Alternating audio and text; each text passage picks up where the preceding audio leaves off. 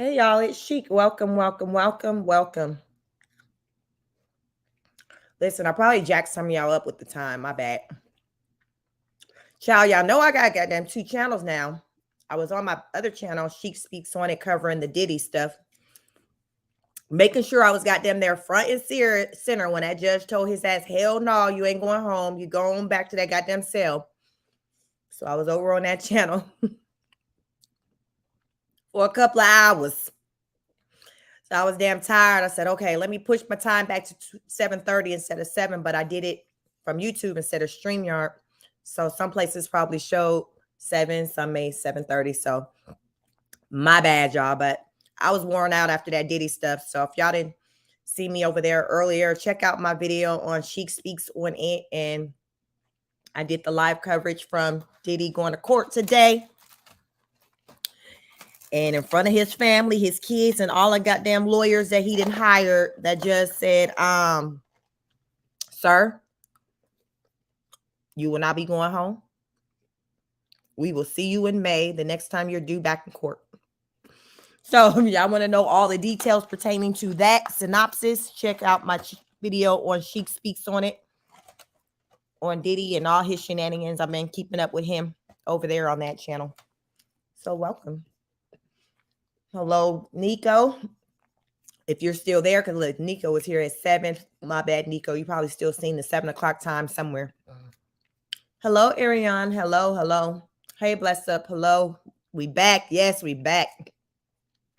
Hey, Amanda. Hello, hello. Hey, PM. Hello.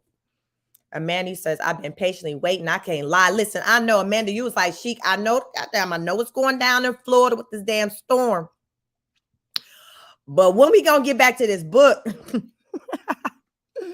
But I had StreamYards tied up yesterday.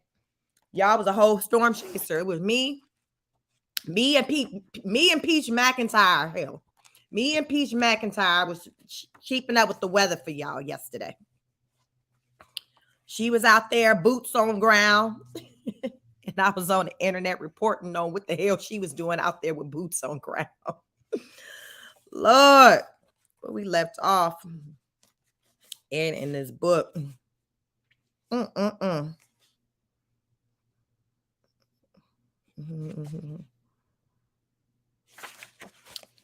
think we left off on chapter 6. Come on in. Come on in. Y'all make sure y'all hit the like button as y'all come on in. Hello, Justice. She said, hello, classmates. I've liked on my way in. I appreciate you, just like a good student. Thank you, Justice. Thank you very much. Have anyone else hit the like button? Hit the like button. Hello, Kathleen. Hello. PM said, yep, you and Peach. Listen, Peach ass was physically boots on ground. So I ain't that damn dedicated like Peach. I got shit to live for. I got channels. I got multiple channels I'm trying to keep up with. Peach was out there like shit. She's like, listen, I'm just out here on a wing and a prayer. She out there doing dance moves in the storm, braids just blowing in these damn go-go boots, these knee-high black go-go boots, y'all. You know, the stuff that takes place on the internet. The stuff that take place on the damn internet. Come on in. Come on in. We like halfway through this book. So if you all were not here for the first parts, definitely the first half, definitely check out, be a part of the replay gang to check out the first part. Nico said, I need access to the channels. Nico, my other channel, Chic Speaks on it. That's my backup channel. That's where I was at today. Yes. That's where I was at today. I be toggling. Sometimes I hit them both in one day, like today. But child, I'll be jumping around. So Chic Speaks and then on it. That's my backup channel. So that's where I was at earlier today. So yes, make sure you all are following me over there because that's where I cover all the other mess that go on in the world aside from Queen of Kings.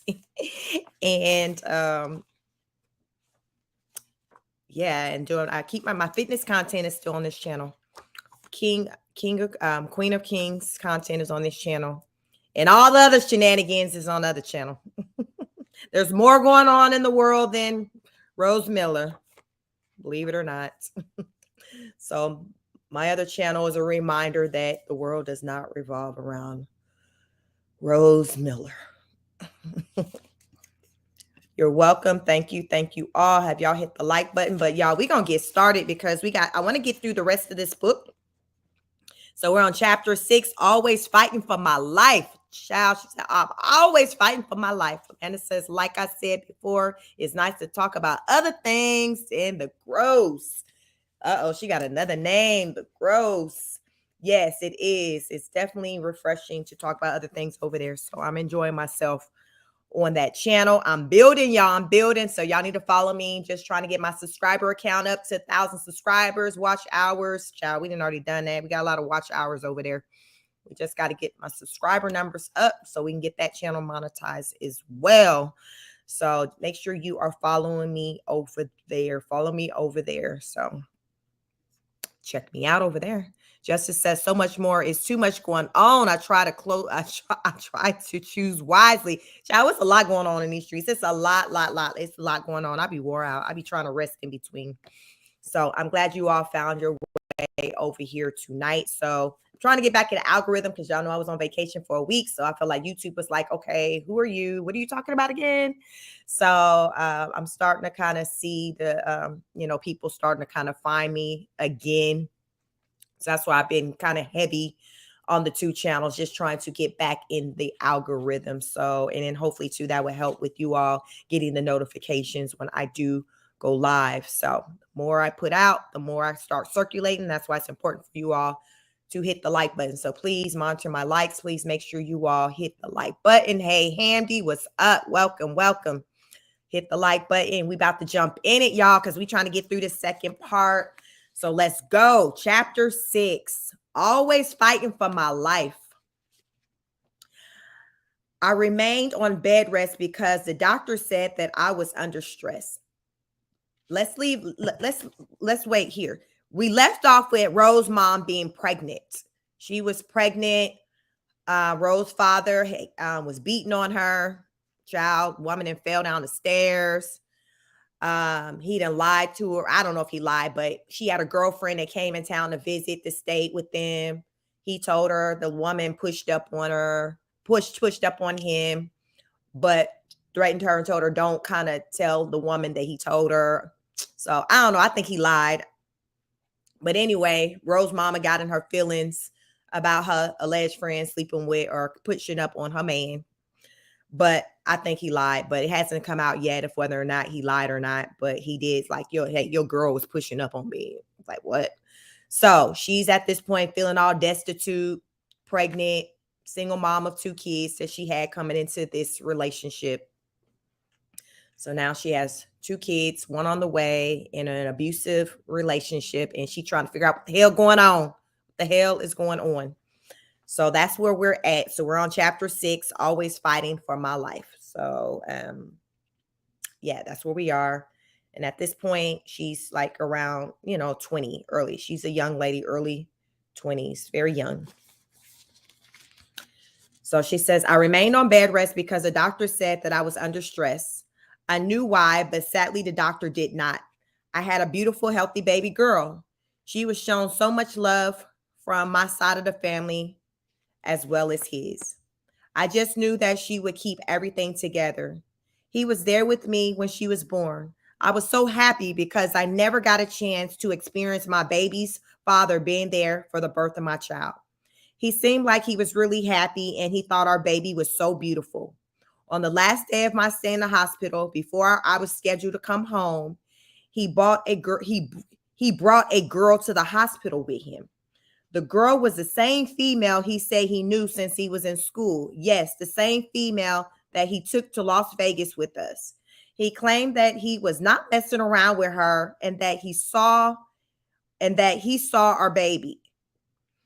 I could not believe what I was seeing and hearing. I tried to believe him because I really did not have the energy to not believe him.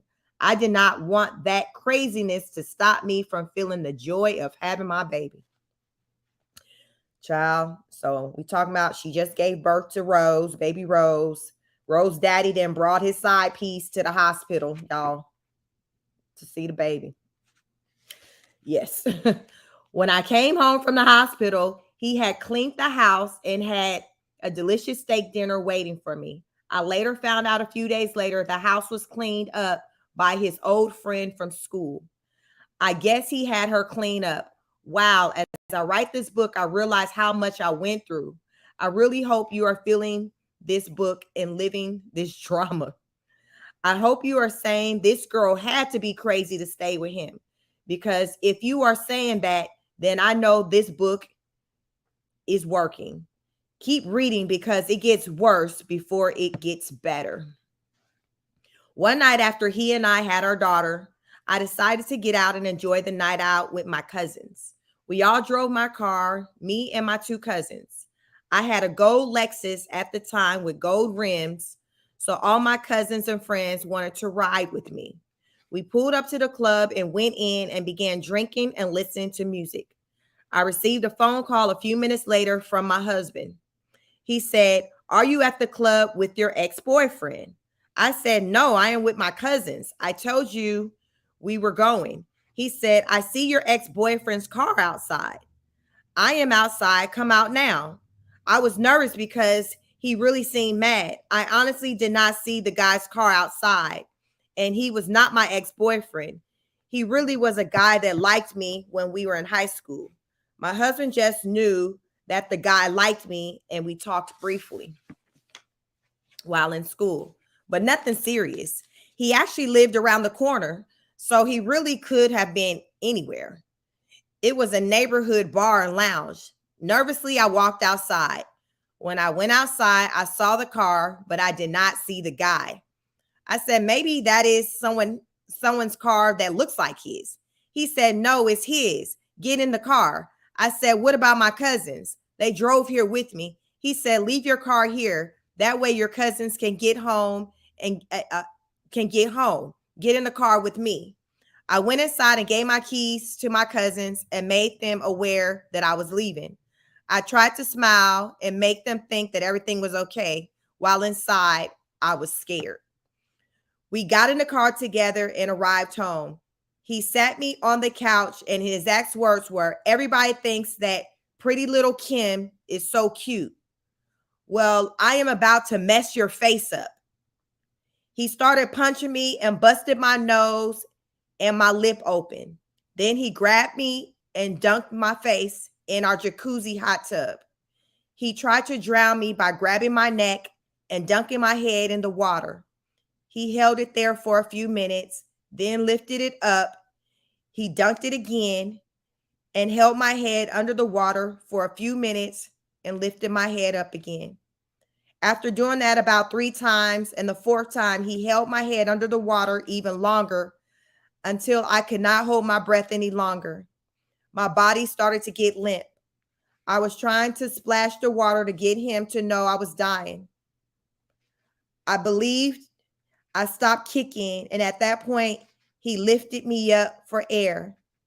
As I grasped for air, coughing and choking, I said to myself, "He is going to kill me tonight. I better get out of here."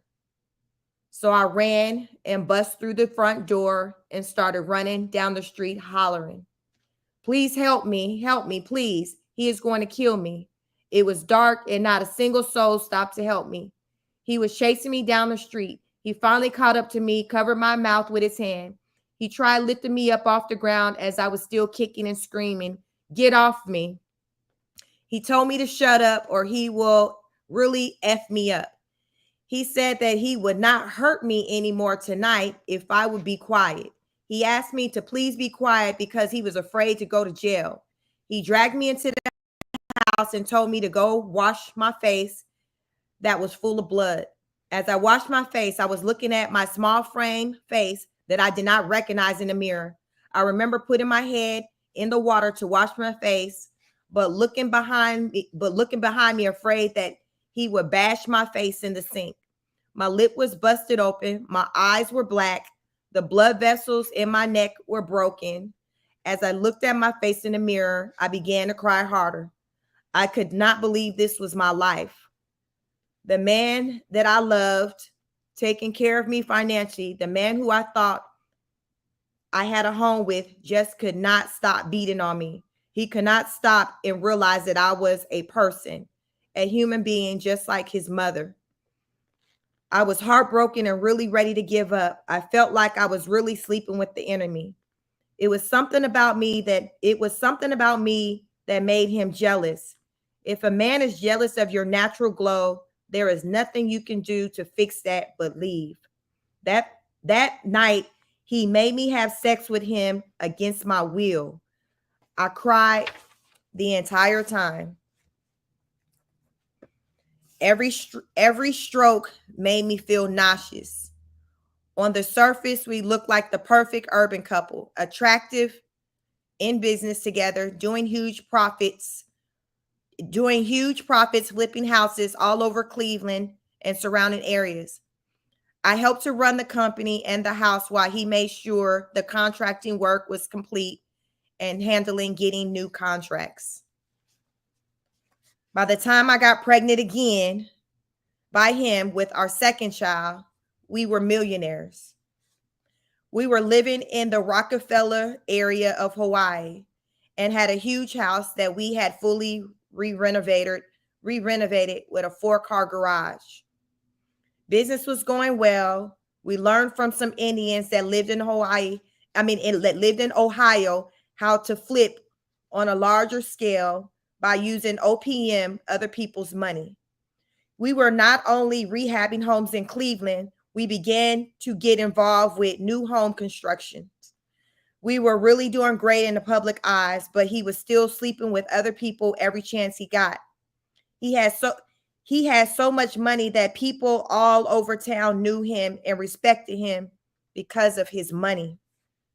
We were considered hood rich at first, and then we moved up to be simply upper class. With all of that financial success, I still was not happy.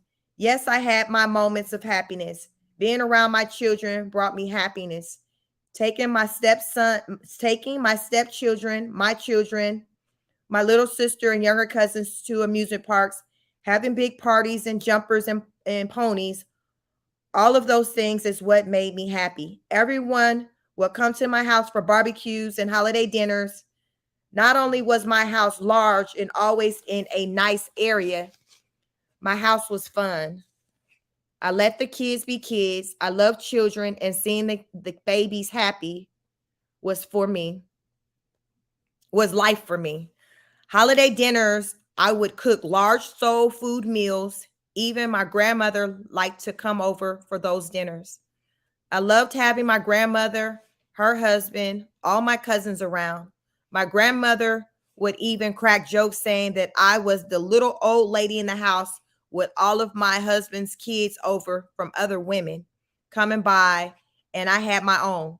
She said he needs to stop letting those women just drop off their kids whenever they want to. You are not the babysitter. She would get upset about that. Summertime, I had a house full of kids. We laughed and listened to music. When it was good, it was really good. But when it was bad, it was really bad. I tried to leave him a few times, but it was like I had no one to turn to that would help me. First reason is nobody really knew how bad it really was. I was not announcing our fights. Most of them were behind closed doors or when our children were not home. I mentioned it to my grandmother a few times. Sad to say, the women in her day had the mentality that if a man is taking care of you financially as good as he is taking care of me, you must be doing something wrong to make him act that way. She did not know the details of the abuse, how brutal and life-threatening that the fights were. As for the other people who may have known, such as my cousins, he would bribe them with his money. They were not accustomed to being around real money, and they were just easily manipulated. I thought they cared for me, but reality is they did not. I was a cousin that was never around, the one that they did not grow up with. I was the pretty brown-skinned cousin from California with the good hair. They even made jokes that me and my sister were the pretty bitches, our grandmother's favorites. These cousins were on my mom's side of the family. Later, one of them turned on me and it could have ended my life. People can be cold, especially if they are jealous. Jealousy is something that I never want to have. It is dangerous. Everything in that relationship got twisted. As I was saying, one of my cousins, whom I had just met on my mother's side of the family, had left her abusive alcoholic husband. They had 5 kids with a father. They had 5 kids with a father that did not help them financially at all. So I helped her kids. I always had a glow for kids. They were always so innocent and sweet in my eyes, especially compared to everything else in this world. She and I began to hang out a lot and we were getting really close. At least that is what I thought. I tried to help her as much as I could. I arranged for him to let her move into one of our houses so she could leave her children's father. And I told him to paint her kids' room the same way that my kids' rooms were painted, the girls pink and the boys blue. I bought her oldest son his first pair of name brand Jordan tennis shoes. I really had love for her and her children. There was nothing I wouldn't do for them. She would wind up turning against me, lying on me to him and telling him that I cheated on him. She slept with my husband. I was always around scandalous females that liked the fact that he had a business and money. They would do anything for it, including betraying their own family. I realized that you have to be careful of people that have no loyalty and are wolves in sheep's clothing. The last person she should have done anything like this to was me. Once again, I believed in someone that backstabbed me. My husband had other kids that weren't mine, and one of them was a 16-year-old boy who tried to protect me from him. He had pretty much started to catch inappropriate feelings for me because I was always around more than his dad, taking him to sports practice and supporting him at his games and at his high school. I was up at the school making sure he kept his grades up. I was just being a stepmother to him. I treated him as if he was my own child, even though he was a little too old to be my own. I cared about him and wanted him to be happy and successful. He didn't want to see me constantly battered emotionally and physically. One day he told me, you're too beautiful for my dad to treat you like that, hitting you, cheating on you, and making you be friends with girls that he's cheating on you with. I was so shocked because I did not know that he knew what was going on. One night I was up late, pacing the floors, crying and really depressed. I had been calling my husband all day and all night, and he was not answering my calls. I started calling hotels and motels. I was really losing it. My stepson came into the living room and he said, "Don't cry over that guy." He said that he loved his dad, but he hates the way that his dad treats me. He went on to say that I am too good for him. I said, "What are you talking about?" He went on to say, "You want me to tell you where he is right now? He is at Tracy's house." Now that name had rang a bell because that was a different childhood friend that he was starting to bring around me. I really liked that girl. Her and her 2 kids even stayed at my house for a while. I thought she was his cousin. His mother and her mother were best friends. So I was shocked. Tracy was light-skinned with really long, pretty hair. She had a big butt also. She was also going through some drama of her own with one of her baby fathers. I would console her and be there for her. He always admired her hair. He really liked pretty hair. My hair is what they call good hair also, but Tracy's hair was really long. I would feel with rage when my stepson told me that she and my husband were messing around. I needed confirmation. I got the address from my stepson to her new place. I went over to her house, looked through the window. Sure enough, I saw him sitting on the couch and she leaned over him like she was about to kiss him. I banged on the front door while looking in the window. He saw me and did not say a word. I said, I know that you're in there. I see you and her. Open up the damn door or I'm going to bust out the windows. He still remained quiet. So I walked over to his car and slashed the tires. I was furious and tired of him. At that point, I did not care if he was going to beat me up or not. He had already cheated on me with my family, so-called friends, and beat me up. I was 1 foot out the door. He came home later that night and he did not do anything at all. He pretended like it never happened. I was confused, but life just went on as usual. Jesus. During our years together, I wanted to go to school on more than one occasion. I always had the desire to do something in the medical field. I got my CNA, Certified Nursing Assistant Certificate, when I was 22 years old. And before that, I was a home care aide. When I first met him, that was one of the trades I did. I received the home health aide certificate when I was 18 years old.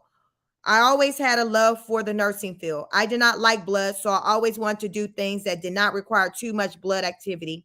I figured that if I was getting a nursing license, that I could continue working with the elderly people because I loved it. One day I surprised him and went to the school and took the pretest in order to see if I qualified for the expedited classes that was being offered at the time. I passed the test and filled out my financial aid paperwork and received my books. I was so very excited when I went home. I could not wait until he came home so that I can tell him the great news. I heard the car coming into the driveway of our big brick house. I ran outside because I was so excited. I could not even wait until he came in the house. I greeted him in the driveway and ran to the I greeted him in the driveway and ran to the driver's side window and said, "Guess what? I passed the test and I was accepted in the nursing class. Look at my books." He looked at my books in my hand along with my pager and notebook, grabbed them all from me and threw them on the ground. Then he took his big Land Cruiser truck that he had at the time and ran my books and the pager over. Then he reversed the car and ran them over again a second time. I said, "Why did you do that?" He said, "Because you don't need to go to school right now. All you need to do is take care of these kids and this house." I said, "I have a babysitter and school is part-time." He said, "I do not care. You are not going to school right now." That is when that financial abuse came in. He only wanted me to make the money he wanted me to make and only work for our company so that he could control the money. I was never able to save my own. He controlled all the money. I could have access to the bank and use whatever I needed, but he never wanted me to have my own, only ours. I tried to go to school again a few years later to be a phlebotomist.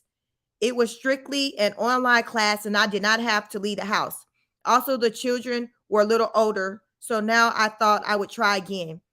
I felt it was perfect timing. I also felt that the extra income in the house would be good.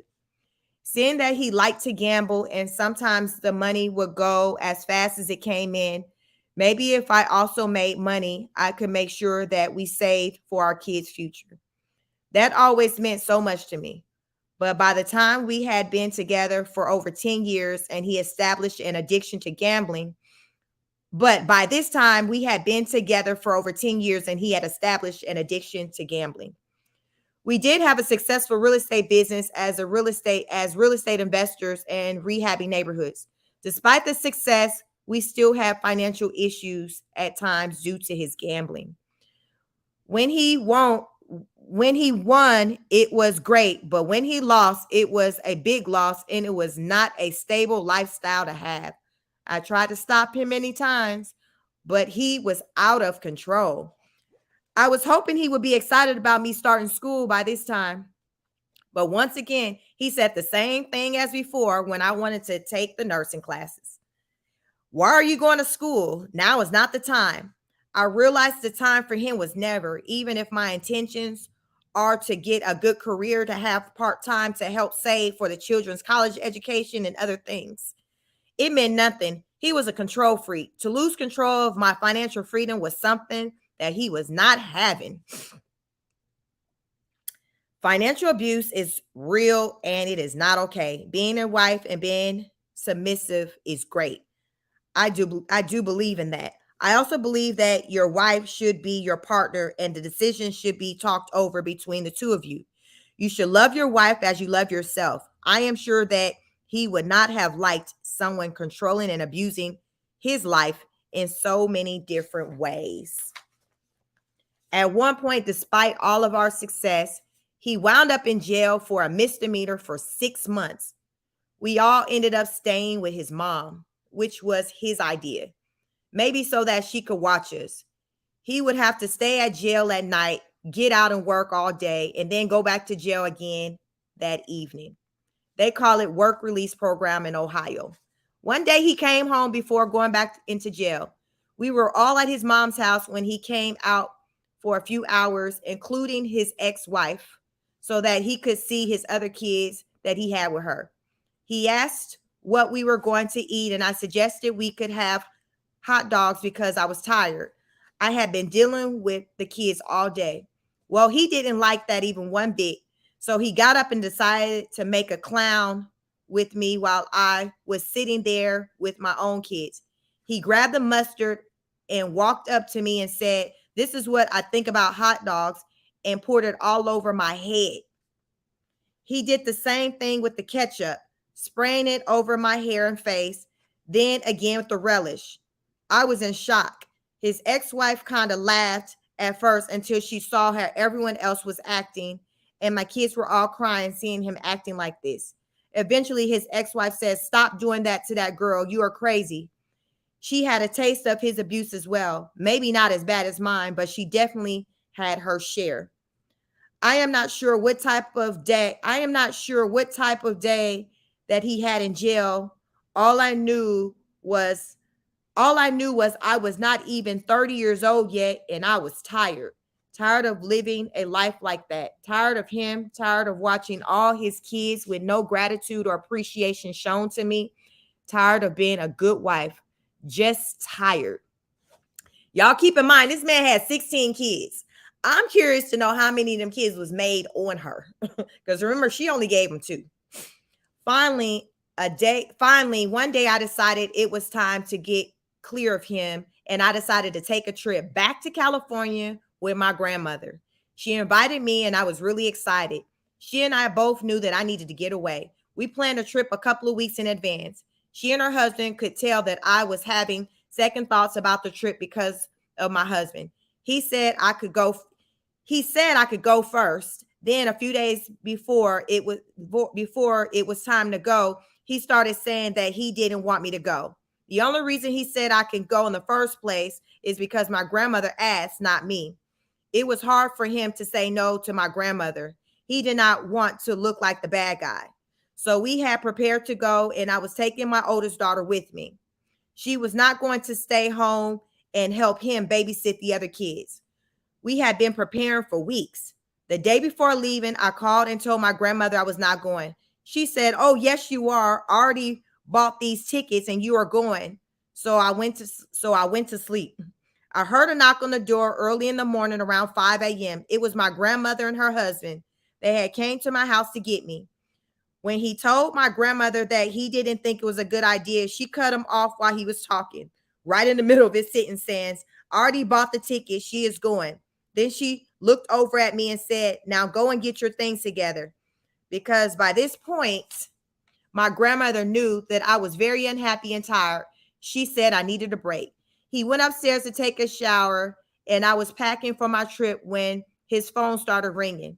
I answered it, and it was one of my female cousins, and she asked to speak with him. I asked her why in the world would she need to talk to him, and she just started laughing and said, "He knows what I need to talk to him about." I was appalled, embarrassed, and humiliated at once. I demanded that he tell me what was going on and what they needed to talk about as soon as he got out of the shower. Instead, he got out of the shower, grabbed my leg, and twisted it as hard as he could. Pain went Pain went screaming through me. I said underneath I, I said underneath my breath in a low tone, yeah, that's okay. That's why I am leaving you. Maybe for that reason. I finally got up the nerve to get in the car with my grandmother and get out of Ohio. I was tired. I did not care anymore, nor did I love him anymore. As a matter of fact, not only did I not love him anymore, I could not stand him. We went to the train station and he kept calling me and harassing me. You know, we have a real estate deal that we need to close on. He was trying to manipulate me to stay, baby. He was trying to manipulate me to stay. Baby, I am gone. It felt so good to go. So, child, she finally got out of there after all of that, but shit. 10 plus years, all of damn kids. Let me get through some of these comments because I know that was a lot. That was a lot. I know.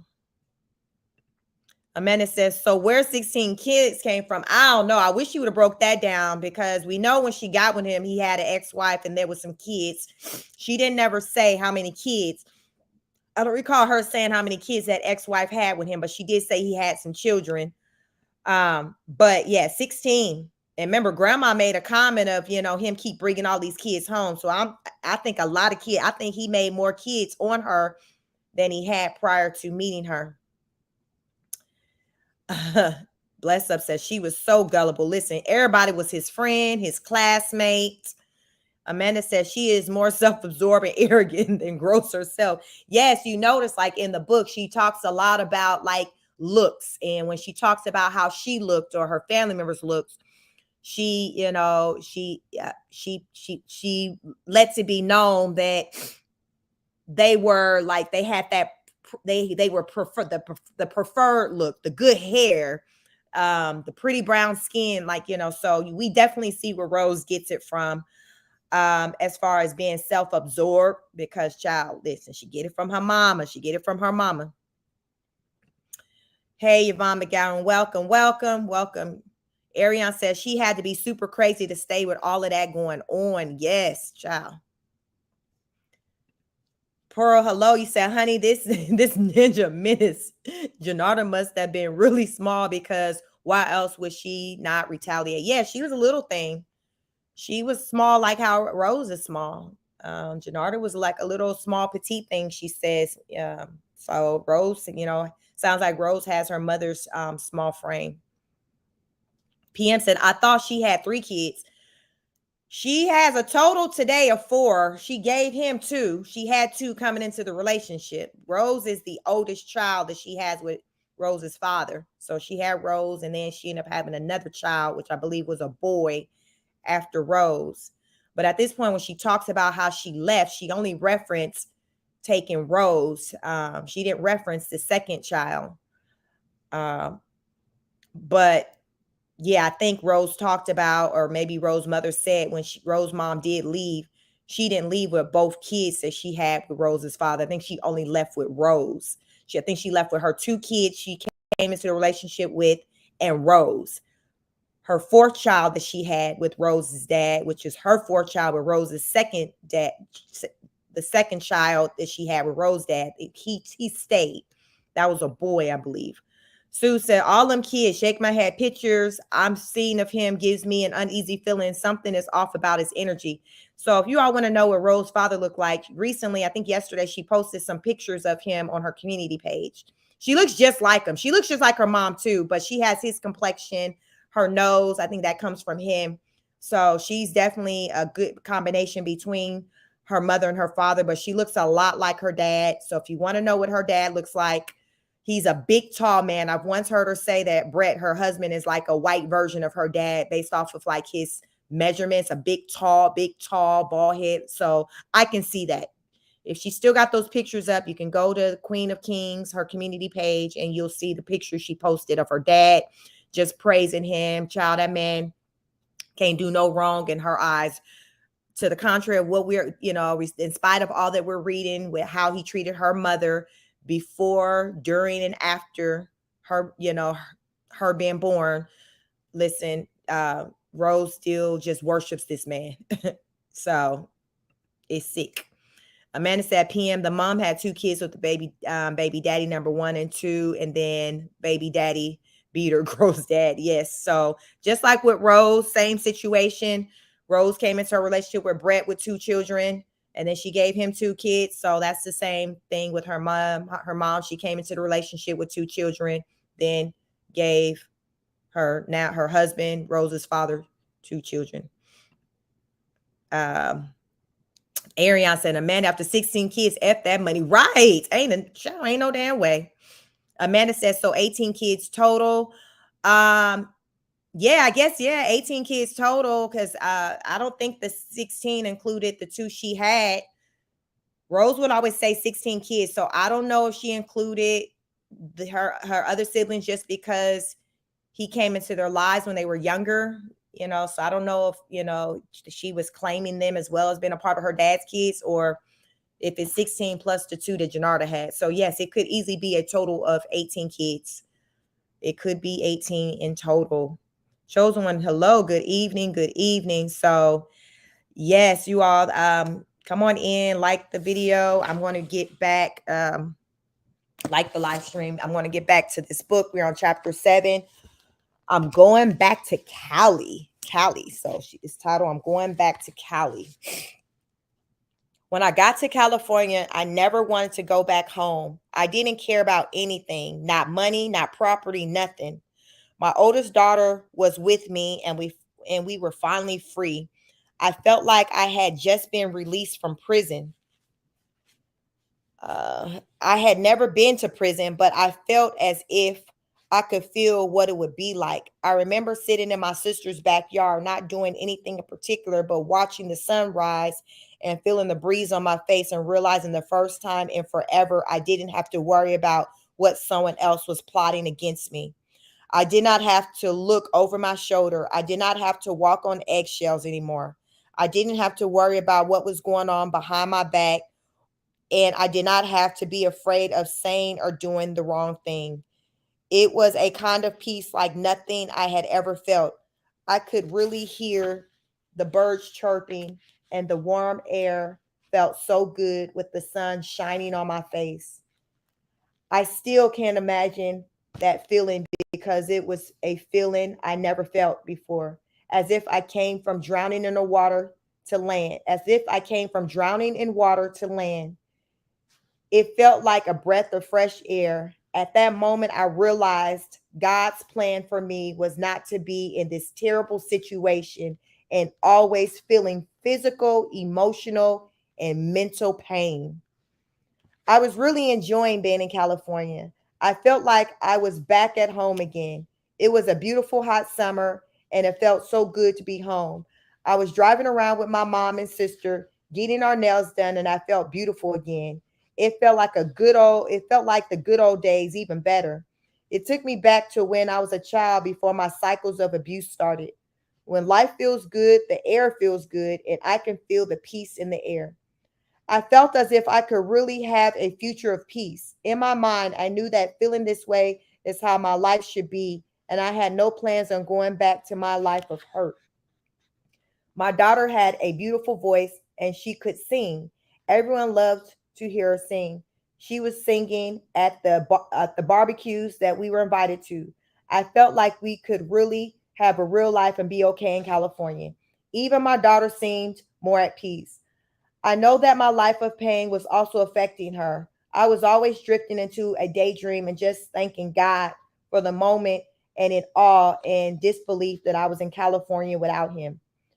I really had it made up in my mind that I never wanted to go back. I forgot what it felt like to live. One day my brother had made plans for us to go out to dinner, and after dinner we went to the beach. And as it was starting to get dark, and as the sun was going down, along with me and my brother, he had a friend come along. His friend was really nice, a really nice person. He had a sincere soul. He treated me like a queen. I was not accustomed to being handled gently and admired.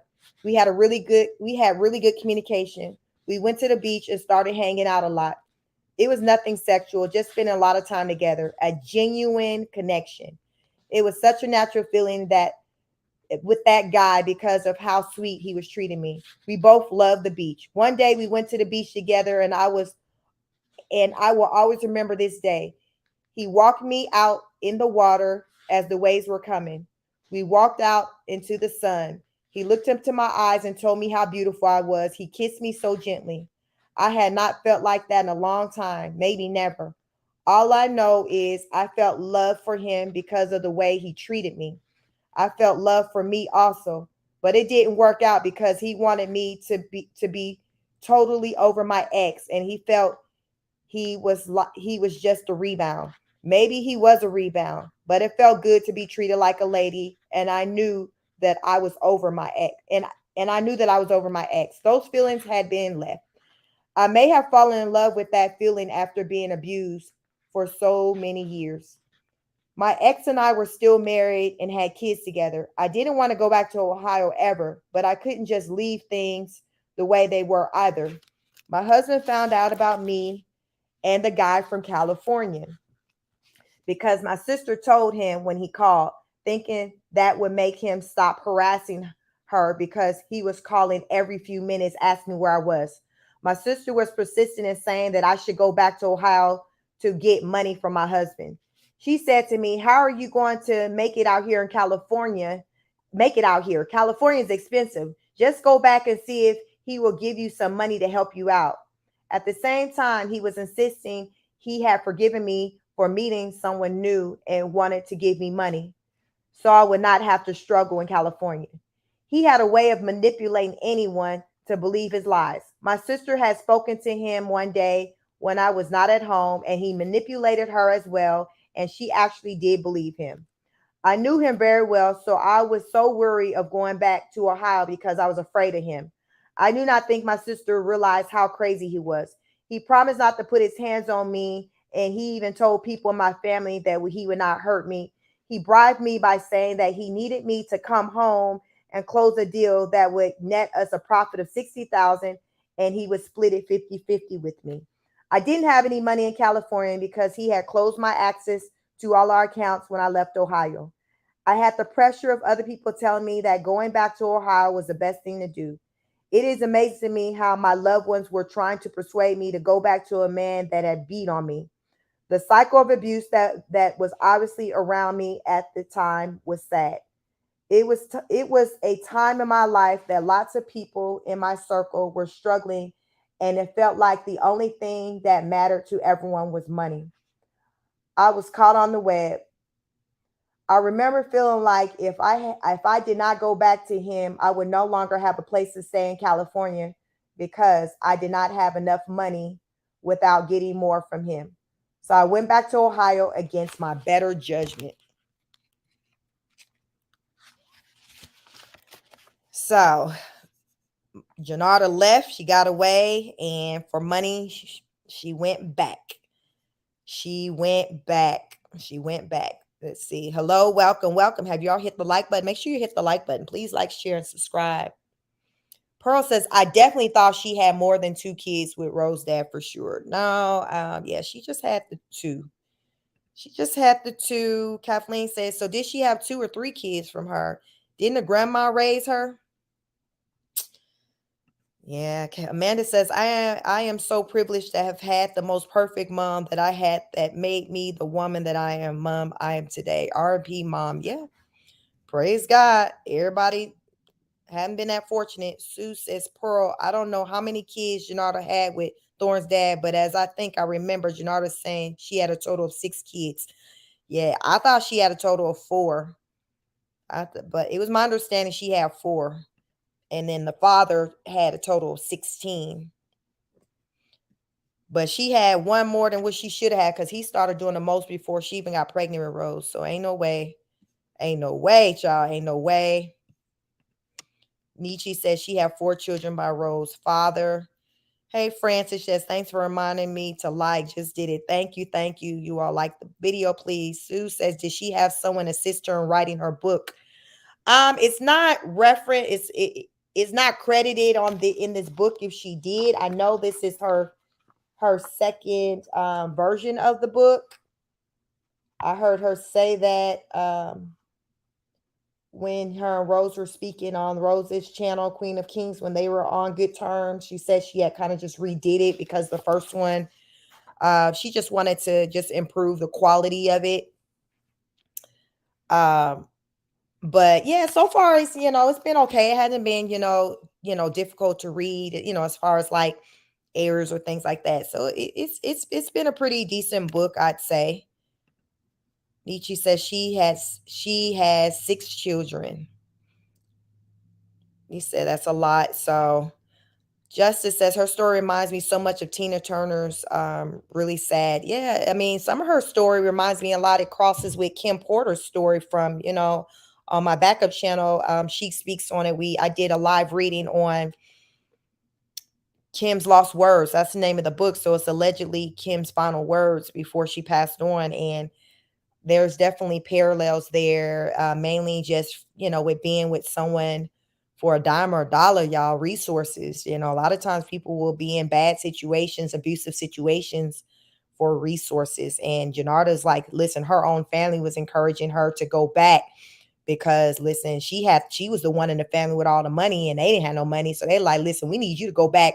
Basically, you need to go back home, take one for the team because we hurting out here. We need money. So, she went back. Guess she got on the plane. I guess with Rose, and they went back. Hey, Victoria. Thank you. Welcome. Victoria says, enjoying the book read. Thank you all. I'm glad you all are enjoying this book read. Yep. Amanda says that money talks. That's what they say. Nietzsche says, Janarda has 6 children, 2 before Rose's father and 4 with Rose's father. You will see as you keep reading. Okay. Child, let's see that makes it even worse because at this point with this abuse, it's just, I think, just 2. So she did say she went back. So let's see. Let's see. All right. So chapter 8, gut instinct. When I first arrived, he was being cool. He seemed happy to see me. He picked me up from the airport with my children in the car. We went to eat and then to our house. I was excited to see my kids and they were happy to see me as well. It appears as everything was going good and going in the direction as he and I had discussed. But in the inside of my gut, I was feeling uneasy. Once I got there, he kept pushing the closing date of the escrow of the house back more and more to get me to stay longer. I had already been there a couple of weeks and I was ready to go. He was trying to make me feel like he was changing as a person, that he had broken his cycle of abuse with me. He also came from a background of abuse because his dad had also abused his mom when they were together. Even though he appeared to have changed, I was not falling for it. See, as a R&B singer said a while ago, there isn't anything that you can do about it when a woman is fed up. Maybe time and patience could mend things, but at that moment I was done and just wanted to go back to my paradise land of California. So after trying hard to deal with being back in Ohio and dealing with facing the man that I no longer uh, wanted to be with or have feelings for, trying to hold it all together so that I do not push his buttons either. I knew that in the back of my mind, he knew that I wanted to leave him, and he also knew I was dealing with another man while in California. I know this man very well, and I know that he is a ticking time bomb ready to explode. I was walking on eggshells every day until one day I had enough. It was time for me to speak up. I was more and more nervous every day being there. I was very scared of him and I really just wanted to leave. This led me to speak up one day as I was lying in bed. I told him, look, I am tired of waiting. I will sign my part of the profit over to you. You told me that it would just take a few days and that you would support my move to California. I just want to go back to California. Nobody else was home but me, him, and my 2-year-old baby son. When I said I wanted to leave, my then husband completely lost control of himself. He got angry and had a crazy look on his face. He said, okay, and started to beat me so hard in my body that I could barely walk when it was over. He was punching me with a closed fist in my ribs and my stomach, arms, and everywhere. He even hit me in my face this time. He started choking me and the veins were popping out my neck. I felt like I was going to die right then and there. My son was saying, "Daddy, stop doing that. You're hurting mommy." As my child was starting to cry, his father was having a psychotic moment. He had the nerve to tell my son that we were just playing and being silly, and then he went right back to beating on me. As I was starting to lose my breath and hope, I was praying to God inside again, "Get me out of this. I'll never come back. I won't worry about the money." And in that brief moment, I looked at my husband and I couldn't see his face. Instead, I saw something that looked like a beast with horns and dark brown skin. I closed my eyes and opened them again and saw the same thing and realized that this man was transformed into a devil. Some type of spirit must have gotten into him. I knew that I had to get free of him. This is not an example, this is a fact. I literally saw that image.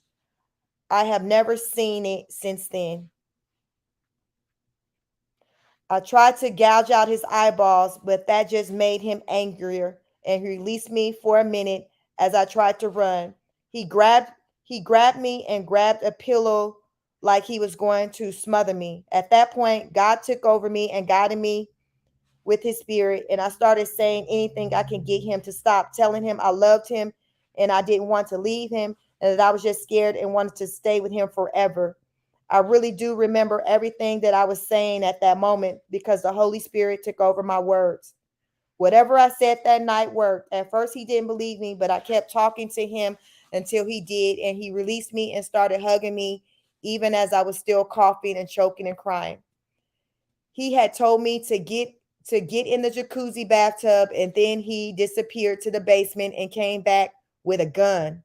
I asked him if he was going to kill me, and he said that he felt like he should kill himself because he had beat me again after promising he wouldn't.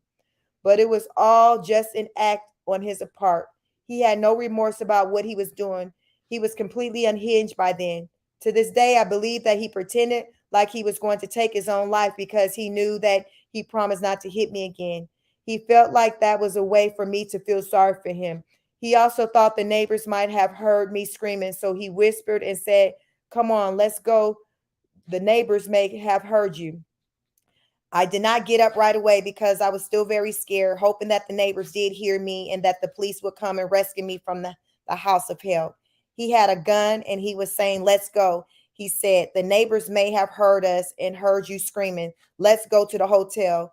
I was petrified and traumatized at this point. I got up and said, "Okay."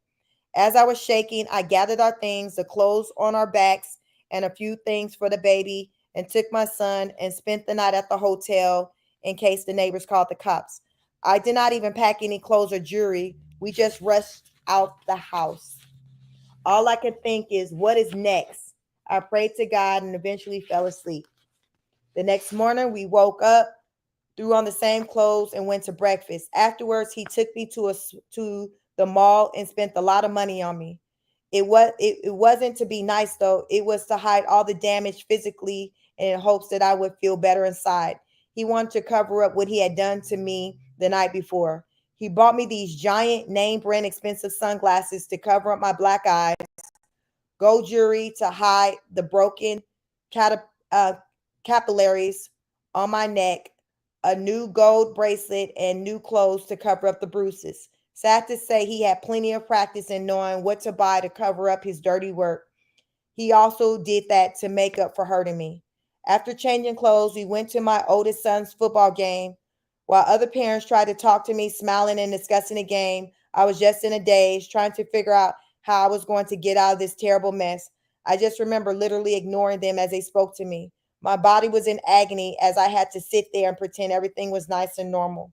All I was thinking is, why did I come back to this place? Why didn't I listen to my gut instinct? Am I going to get out of here alive this time? Will he start thinking about the new friend I met in California and try to kill me again? With all these thoughts racing through my head, all I want to do was leave, and all and by all means necessary, I knew that is what I had to do. I had grown to hate him. I despised him. He was not even attractive to me anymore. His horrible ways had finally gotten me to the point that I was done. My football playing son was about 12 at the time. He spent the night at a friend's house that night, the night of the fight, and he had no idea what had happened. And after the game, my two sons, my husband at the time, and I stopped at a gas station so he can run in and get a drink. For whatever reasons, that's the moment where I decided it was time to get the hell away from him once and for all. While he was inside, I just drove off and left him at the gas station. Yes, I really just drove off and left him in the store. I had never done anything like that before. I know that he was in shock I because I even shocked myself. I was really in a survival mode at that moment. I remember praying to God to please let me be safe and free as I drove away. The next 24 hours were some of the most uncertain and defining times of my entire life. I kept trying to reach out for help and couldn't seem to find it anywhere.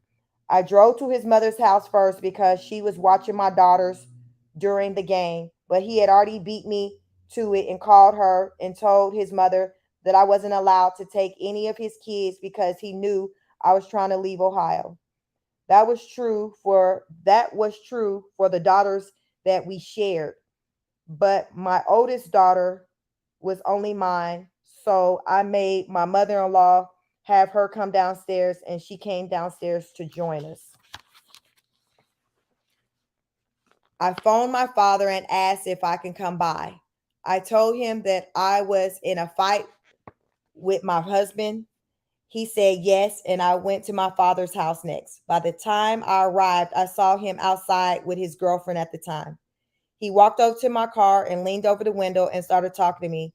He told me that he had just got off the phone with my husband. He was on his way over to smooth things out because we had only had a little argument. I flipped out when I heard this. Little argument, I said. I took off my glasses so that he could see that my eyes were black. Then I showed him my neck. You could see the red broken vessels in my neck. I showed my dad all my bruises. He was in shock. He apologized to me for telling my husband that I was on the way there to his house and that he said that I should report it to police. I told my dad that I needed to leave before he came and found me. I drove off and left my father's house, trying to make sure that I did not run into my husband. Me and my kids drove to the police station next and were told that there was no room for us at any of the battered women's shelters in the area. I was flabbergasted by this. At long last, after all these years of abuse, I go to the police and they shoot me down.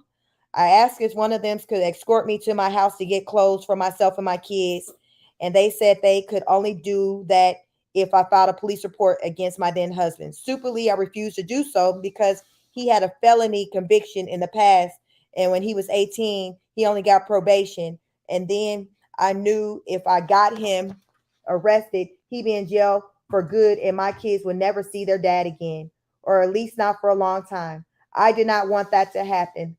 All I wanted was to be free from him and safe. Mm, mm, mm.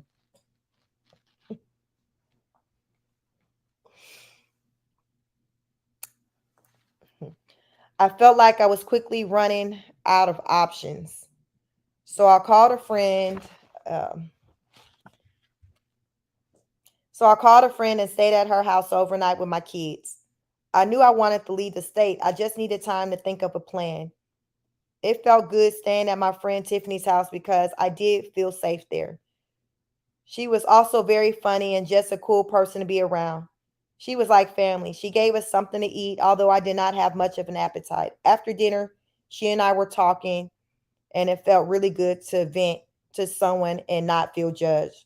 Although she said that I could stay as long as I wanted to, I called my mom and told her what was going on, and she agreed to get help from my sister's boyfriend to send me some money to help me get back to California. I knew that I could never really feel safe in Ohio with my husband living there. Everyone that I knew also knew him. I did not feel safe, and it felt like for me, and I did not feel safe, and it felt like for me to ever move on, break the cycle, and start a new life without looking over my shoulders, I would have to leave Ohio. So that is exactly what I did. I put my children back in the SUV and I drove to the western end of Ohio. When stopping to get gas, I noticed that he had turned off the only credit cards that I had on me. He must have reported it stolen. I called my mom back to see if she was able to borrow the money. My mom had someone to Western Union deliver the money that she had come up with for me to get to California.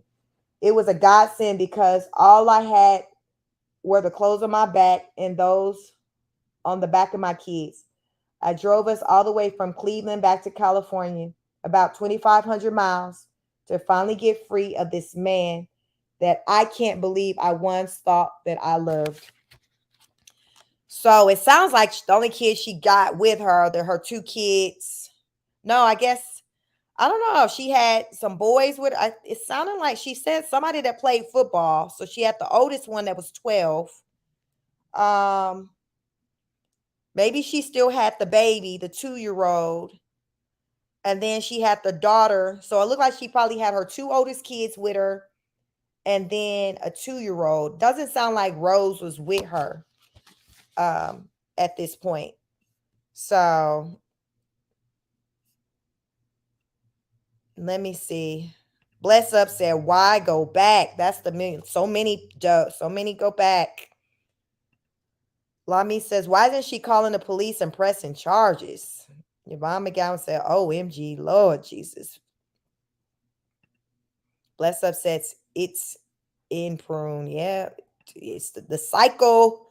It's the cycle. Catherine says, back then DV was a private issue, not for the police. Wow. Kathleen said they also didn't have any laws they have now. Yvonne said this sounds like some Diddy and Cassie stuff. Lord Jesus. Remember, I said abuse, it ain't got no dollar sign on it. No, you can be poor, be in abusive relationship, rich, famous, it don't matter. Vicky said, Kathleen, yes, very true that the laws back then versus the laws now.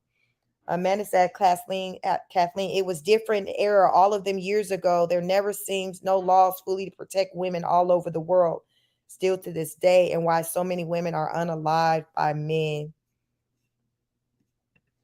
Amanda says, so they have to suffer in silence. Amanda says, put up or shut up. Right. Like she was like, oh, I don't want to press charges. She should have pressed charges, had his ass locked up. Y'all think this man abusing the wife he with now? Because Rose said he in a marriage now that he been in for about 12, 13 years. Again, like y'all want to see what the wife looked like, you go to Rose's page. If she still got them pictures up, the community page. And she has a picture of her father and his wife all booed up. Do y'all think that woman is getting battered? Vicky says also the amount of resources available to batter women back then versus now were limited with shelters. Lami said, I would have reported his abusive behind. You, shit, it seemed like we all would have had his ass. They would have had a plethora of reports.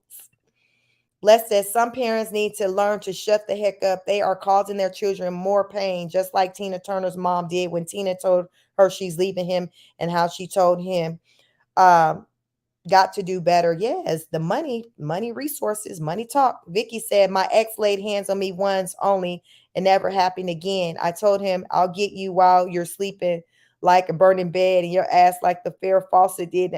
I guess it was enough to change his damn life. Scared the hell out of him, Vicky. Shit. Lord Jesus. But if you notice, there's just a lot of similarities with just women who are in abusive relationships. It's a lot of similarities I notice. Just, with Kim Porter and Janarda, Rose's mother, there's some similarities. You going back, you stand for the resources, you have opportunities to leave, you leave, then you wind up going back. Then when you are, then you announce, okay, I'm leaving. And it's just too much. It's more talking and not enough action. Chapter 9, Fear of the Unknown. While being free of him was a blessing that I have never stopped thanking God for. Fear of the unknown was always one of the reasons that I was afraid to take bold steps and leave. Well, now I was literally living in the unknown and I had to give it my very best. Nobody said life was easy, and starting over for sure was not easy. Living in California still started off as a struggle. It was a challenge finding a place to live with little money, and I was even homeless a few times as I tried to get back on my feet. I had to sleep in hotels and in my car. I didn't really believe in being on welfare or public assistance because I came from a background of people that worked. My mom worked and my mom worked and her mom worked. I also remember my grandmother always saying that she does not respect women that just have babies to get welfare, and those types of women are lazy. All of those things stuck and played over and over in my cluttered brain. Then I started remembering a conversation that me and my grandmother also had. She says, I am not totally against welfare or public assistance. However, she went on to say that welfare public assistance is supposed to be a stepping stone for people to get on their feet. It is not a permanent form of income. So that is exactly what I used it for.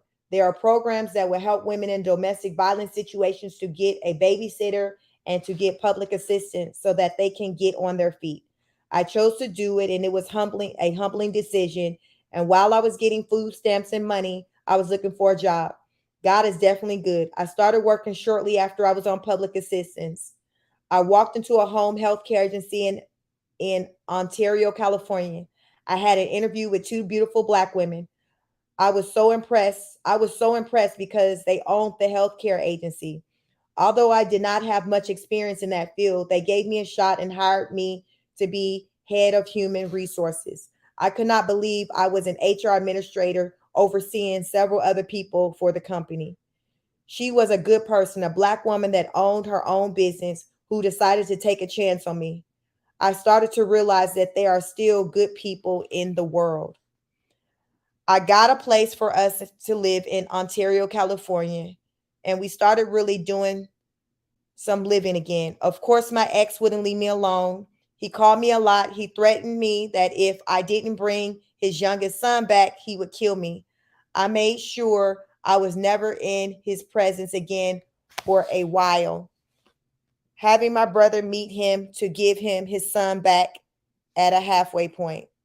I just wanted to get a divorce and be done with him. And that naivete costs a lot of things. I was broke while he still had our business. So he hired a good attorney and made sure everything went his way in the divorce. He asked me how I would want to split up the kids because that was my option. That was a very hard decision to make. So I suggested that he keep the boys and I have custody of the girls in the divorce because that would be the easiest. But he refused that and said he wanted one of the girls. He chose the daughter that he wanted. He only did that to make things more stressful for me and to hurt me. He wanted to make sure that he had something that I wanted, which of course the kids. When the divorce papers came, I signed off on them, even though it meant no money, no alimony, no child support, nothing, not even all the girls. He had residential custody of his chosen kids, and I had residential custody of mine, and he also chose, which also meant nobody pays anybody any child support. All I got out of it was my freedom. But I think back to that night I saw him in his true form when he almost killed me, and that's all I was asking God for, to let me survive that night and to get free of him. That's exactly what God delivered. Even then, it was a struggle to get free of him. When my kids would go to visit him from California, Ohio, he would try to keep them there by bribing them, telling them he had so much money he could buy them whatever they wanted. They would get on the phone and tell me, Mommy, I want to stay here with Daddy because he said that I can do gymnastics if I am here with him. And if I go with you, I cannot do nothing. It hurt so bad to hear them say those types of things to me. In my mind, I knew that he was more financially together than me because I was trying to get on my feet from having nothing. You would think that he would just pay for them to join the sports while with me, which is what a father that genuinely loves their children and wants the best for their children would do. Not He did not want them to be happy with me. It wasn't about the kids' happiness, it was more about hurting me. I started to realize his manipulative game. The children did not understand the game, and I looked like the bad guy plenty of times. He put me through so much headache, so much heartache, headaches, tears, even from a distance. It felt like he was trying to get them to like him more than me. I knew that I had to let all of that go. I had to let go of giving him the time over the phone to hurt me, and to go and let go of even seeing my kids as much as I wanted to, because he was making everything so hard for me. I knew that I had to concentrate on getting myself together and stop giving him my energy. There's a time and place for everything, and I knew that at that time I needed to concentrate on my main player, which was myself. The further I go away from him mentally, the further I got away from him mentally and released him from my brain, the better things went for me. I sold cars for a living for a short time, got a job in human resources. Then I became a loan officer for a mortgage company, account executive for a bank, and a property manager. I became a licensed realtor in both California and Georgia, also working as a project manager for investors by rehabbing their homes and making them turnkey ready to either sell or rent out. I got back to making good money again. I am a jack of all trades through this journey. I needed to find myself and get to know myself again and figure out what I truly wanted from myself as well as from life and others. I will be honest when I tell you that I had a couple of other bad relationships after my breakup and divorce. Not as abusive, but not good either. But that's a little like saying that I got shot in the leg instead of getting shot in the chest. Either way, it's a terrible situation that never should have happened. It was a journey and a marathon. I had to realize that getting things back comfortable took place. I learned how to not be so hard on myself when I was not where I wanted to be in life. I had to start over at the age of 30, when most people are getting to where they wanted to be. I had to realize that my life is different and not to be compared to others. I had to do some soul searching. I have read plenty of self-help books, self-healing books, and the Bible. I've prayed so much. God is probably like, what does my problem child want now? Huh? I have made a trillion mistakes, and I feel like those events needed to happen so that I can help others. I know that some people are probably thinking, why would I want to tell all my dirty laundry? Truthfully, as I was writing this book, I was thinking, wow, girl, you really went through it. Are you really ready to share all of this and open up your life to the public to possibly get judged? Believe it or not, I am a very private person, which gives me all the reason to believe that this is simply my purpose. When I started gaining momentum and hitting my stride, that's when I realized that I needed to be giving back. I needed to be giving back to other women facing the same circumstances that I went through. That's what my nonprofit organization New Life Choice is all about. I want to touch the lives of other women and let them see all the things I went through in hopes that they can avoid having the same thing happen to them. New Life Choice is the name of the organization because you have a choice of a new life, a life that you deserve. As you saw from the statistics at the front of the book, a huge chunk of women who go through what I did end up unemployed, battered, psychologically damaged, addicted to drugs, or dead. That's not that's not hyperbole, and it's not meant to scare you. It's the cold hard facts of the matter. At the time that I left my ex-husband, we were getting a house built from the ground up, my dream home. We were successful in business and had lots of grown-up toys such as jet skis, nice cars, fancy clothes, jewelry, real estate. I left all that behind for peace of mind and safety. I chose to have a new life. I would leave him again if I had to replay it. I do not regret leaving him. I just wish I would have left sooner. Words cannot describe how it felt leaving him. It is like being in the matrix and realizing for the first time that you were in the matrix. I got so accustomed to being treated the wrong way that I once realized I was free that once I realized I was free, it didn't feel real. I was able to live again. Life is not long. Life is not long, and tomorrow is not promised. I deserve to be happy, and so do you, beloved. I learned that my past does not define who I am. I am not my past. If you let things that you have been through rule your life by dwelling on them or becoming a bitter woman, you will be cheating yourself of what you truly deserve. Until you can let it go and learn to love again, you will only be hurting yourself and robbing yourself of life. I am now a real estate agent licensed in 2 states. I have closed many deals, and I have rehabbed homes and sold them for profit by myself. I managed my oldest daughter's career as a singer and songwriter, and she was signed to Universal Publishing. My children are doing well and are business owners, and some are homeowners, and none are on drugs or anything too bad. We have our ups and downs. No life is not perfect, but it is great, and I am so blessed. I am one of the ones who seeped through the cracks, but I know that most women in the situation I was in, where it got so violent so frequently, ended up dead. But I'm here to tell you that you don't have to keep living in that nightmare. At the end of the road, at the end of the rainbow, there's a pot of gold that is you having your own life back, your freedom back, living life to the fullest. You might be at a point where you want to get out of an abusive relationship, but you don't know how.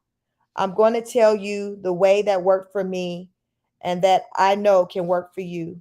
The first step is to get down on your knees and pray for direction from God. Whether you've been in church every Sunday for the past 40 years or you only talk to God when you're trying to pick your lottery numbers, this is the time to trust in Him and to give all your worries, your fears, and doubts over to Him, trusting Him to take care of you and guide you in the steps that are going to get you free. It might not happen right away, but you need to listen to His voice, not the one telling you to stay with this man, no matter how many times he tells you that he will change or it's going to be different, or any other lines or lies he feeds you to try to keep you from leaving. He will not change unless he truly wants to find God and get professional help. Abuse is a sickness. The next step is to have a serious support system in place. I did not have one, and it cost me dearly, both in time and in the violence and in suffering that my children and I endured until I finally got into a situation where we could break free for good. No one in my circle seemed to think what my ex was doing was all that bad. Of course, I also didn't share all the details with them. My grandmother thought I should stay with the man if he was giving me money and taking care of me. Two of my cousins, who I thought would have my back, ended up sleeping with my husband. I couldn't rely on my mom either at that time. My dad refused to acknowledge how bad the situation was until I stood in front of him and showed him my bruises and black eyes. If you go to someone and they won't believe you or say they can't help you, keep moving on until you find the right person that does believe you. Make sure you use all the resources at your disposal. Get online, reach out for help. There are more and more facilities out there now helping battered women than there ever been at any point in history. As you move forward, getting yourself free, remember to move carefully because this is your life. And if someone who says they love you has no problem hitting you and beating you in good times, it's not difficult to imagine what they might do to you if they find out you're trying to leave them. When you do get out, cut the ties as much as possible and concentrate on your safety and getting yourself together. Make a point to never be alone anywhere with that person ever again. Always have a friend or family member with you. It's remarkable how much less brave a domestic abuser is when someone else is around. Remember, most abusers are really cowards that will beat a woman, but not so quick to beat a man. So have people near that will be with you so that you can feel safe, at least for a while until things cool off. Above all else, learn to love yourself. That person who's abusing you does not love you, no matter how much they say, no matter how much they try to make amends, try to buy your love and try to tell you that it will never happen again. Those are lies, and you're better than that. You are a strong, powerful, God fearing woman, and you deserve to be happy and free. You can do this. I believe in you. As you are making up your mind to break the cycle of abuse and choose a new life for yourself, you will need encouragement. I have found a few scriptures that have helped me to navigate through life. It helps to know that you are not alone. The power of the Most High is real, and He will protect you, my beloved friend. I wanted to share a few of them with you. Psalms chapter 3. Yahweh is my roe. I am never in need. He makes me lie down in green pastures. He leads me beside peaceful waters. He renews my soul. He guides me along the paths of righteousness for the sake of his name. Even though I walk through the dark valley of death, because you are with me, I fear no harm. Your rod, your staff give me courage. You prepare a banquet for me while my enemies watch. You anoint my head with oil. My cup overflows.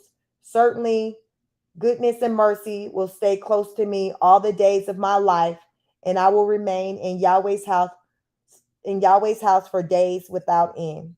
Psalms chapter 91. Whoever lives under the shelter of Elon will remain in the shadows of Shaddai. I will say to Yahweh, you are my Messiah and my Elam in whom I trust. He is the one who will rescue you from hunters' traps and from deadly plagues. He will cover you with his feathers, and under his wings you will find refuge. His truth is your shield and armor. You do not need to fear terrors of the night, arrows that fly during the day, plagues that roam the dark, epidemics that strike at moon.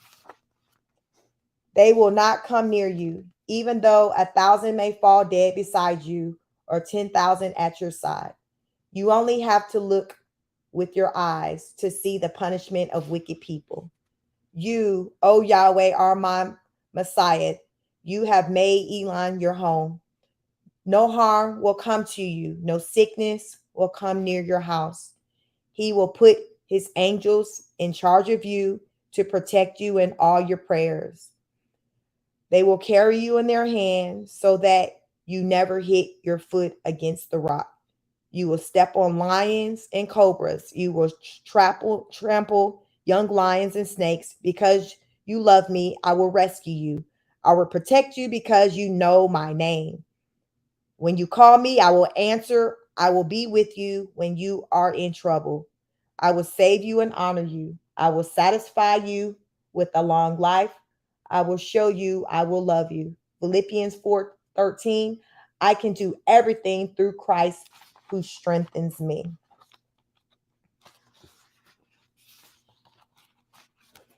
So we're nearing the final chapters of the book. It's a lot. Let me see.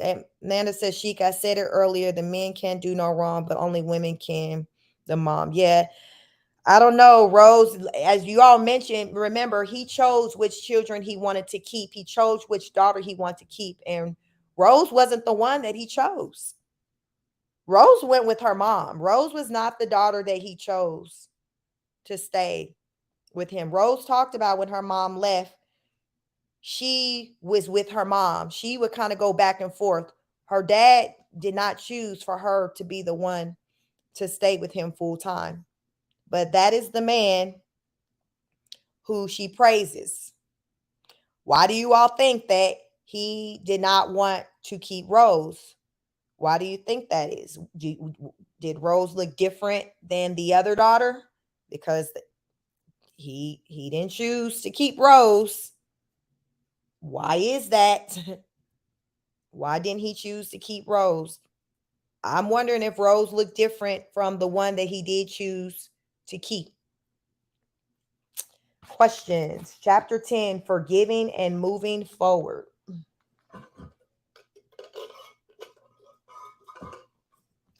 Seems to me like Rose has spent a life trying to prove herself, trying to be accepted. Her father did not choose her to stay with him full time. So it seems like she's been going through life trying to just make herself stand out. Okay, look at me, look at me, okay, come over here, daddy, you can be with me. Like, she's just trying to overcompensate, trying to feel like enough. Rose has been throughout her life just trying to feel like enough, much of like her mother, trying to feel like enough. The cycle. It's the cycle. Forgiving and moving forward. Have you all liked the video? Make sure you all like the video. Please like, share, and subscribe. Chapter 10, Forgiving and Moving Forward. You have escaped. I am so proud of you. I love you. God loves you, and your kids need you. So now it is time to look at yourself as a survivor. You are no longer a victim. You are a woman or a man of courage and strength. You are a forgiving person and a godly person, a strong and beautiful queen or king. You did it. That is how I feel about myself. I also feel that about anyone who has left an abusive relationship, male or female. I also feel this way about anyone who has broken any cycles of any form of abuse. You deserve to be happy. You deserve to pat yourself on the back, celebrate your triumph. So, what do you do now? Well, first, you remember every morning when you wake up to say, thank you, thank you, thank you. This is called gratitude. Next, you will pray. You will pray for strength. You will pray for strength to make it through the day. You will pray for protection for you and your family, and you will pray for forgiveness, to forgive yourself for the role in this and to forgive the person that hurt you. Then you will go to the mirror and look at yourself in the eyes and say, I love you, and say your name. As you look in the mirror and say, I love you, and then your name, and then say your name. You are so beautiful and so smart and so courageous. Just look at yourself and compliment yourself. It will begin to feel good. You may even get emotional or shed a tear at first when you first start this lesson. But as time goes on, you do these things daily, you're going to turn into a real winner, the magnificent woman or man that you are meant to be, which is why you are also one of those who seep through the cracks like me. If you are reading this book and you are going through any form of abuse, just know that you are not alone and you are so special and chosen for another path and purpose, which is why you are reading this book right now. And God has chosen you to still be alive, unlike some of the less fortunate women or men that are no longer here with us to read this book or see another day. Some are dead or in jail for killing their abuser. This is the cold and harsh reality of this situation. Just continue to do these lessons as you are preparing to start your new job and finding your new home. Start loving yourself, taking care of your health, and even include a daily workout routine. All these things will assist in transition to your new life. As the days go on, things will get better. It is a process, and in time, you will start to see things more clearly. It is a marathon, as Nipsey Hussle, the great, has quoted, not a sprint. If you may have a struggle for a little while, like I did, just remember, even if you may have a struggle for a little while, like I did, just remember peace of mind and your safety is better than where you came from. And it is all worth the struggle. Keep a positive attitude. The grass is greener now, and the cup is half full, not half empty. If you are reading this book and you are not going through a situation like this, please be sure to pass this book along to someone else that may need to read it. Even if you can save one life, it is better than none. I pray that this book will touch the life of a woman or man. I hope that they will see that all that glitters is not gold, and that no man, no money, no lifestyle is more important than the gift of life. Your body is your temple. It is precious, not to be abused or taken advantage of. Get your self esteem back. Remember that you are made in the image of God. If you are anything like God, you have to be great. The Holy Spirit is inside of you, which means the Spirit of God is inside of you, meaning everything that you need to get away from the abuser is right there inside of you. The strength you need to leave and to make it and make a better life for yourself is inside of you. I hope that young women and men can pick up something from this book, a takeaway. Maybe they will be able to pick up on the red flags of a toxic relationship and see that once you are deep in it, there will continue to be a cycle that only gets worse. The only person that can break the cycle is you. With the strength from within, the power of God has your back and front. I pray that it will help someone to transform from being a victim to becoming a survivor. Dedication. This book is dedicated to my children. Though all through all that you all have been through, you still managed to make me laugh, smile, cry, and I'm so very proud of all of you. You always bring me joy. I also want to dedicate this book to everyone that helped me through this process, sent me the money so that I could drive across the country back to California. You helped in saving my life. In loving memory of my grandmother, Elma, who tried her best to be there for me. I love and appreciate you. I love you. In loving memory of my heart, my grandmother, Susan. She called me girlfriend. She said I was like her friend and granddaughter. We became so close, and I'm so glad you made me take that trip to California with you. Gone, but never forgotten. RIP. I dedicate this to my number one and only God, Yahweh. Without you, I would not have been able to tell this story. I also thank with honor and respect to my mother and my father. Thank you for thank you thank you for the love you have given me and the mistakes you made to allow me to become a better and experienced woman. I genuinely love you both always and forever. Special thanks to my fiance who I love dearly and who has inspired me to write this book that I'm writing now. Be on the lookout for more books. After the cycle is broken, thank you all. Agape love. So she said there's more to come. What do you think of her book? She's done a lot of good things. I'm going to share my screen. I found her Instagram. Found her Instagram so you can see kind of what she's doing today. Let's see. So this is her Instagram. Jenna sells real estate. And this is pretty much how she's living now. Her real estate brokerage company is Kingdom Kings Realty.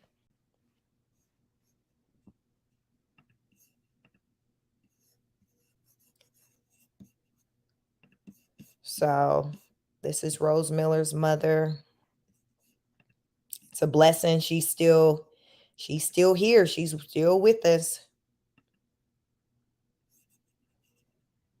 She survived. She has her testimony, and that's what it's about. Everyone has a testimony. Everyone has a testimony. I think it's important that we share our testimony because it may have an impact on someone else's life. Because a lot of times people go through things and they feel like they're the only ones who are going through, what it is they're going through. There's no one who can relate, and that's just so far from the truth.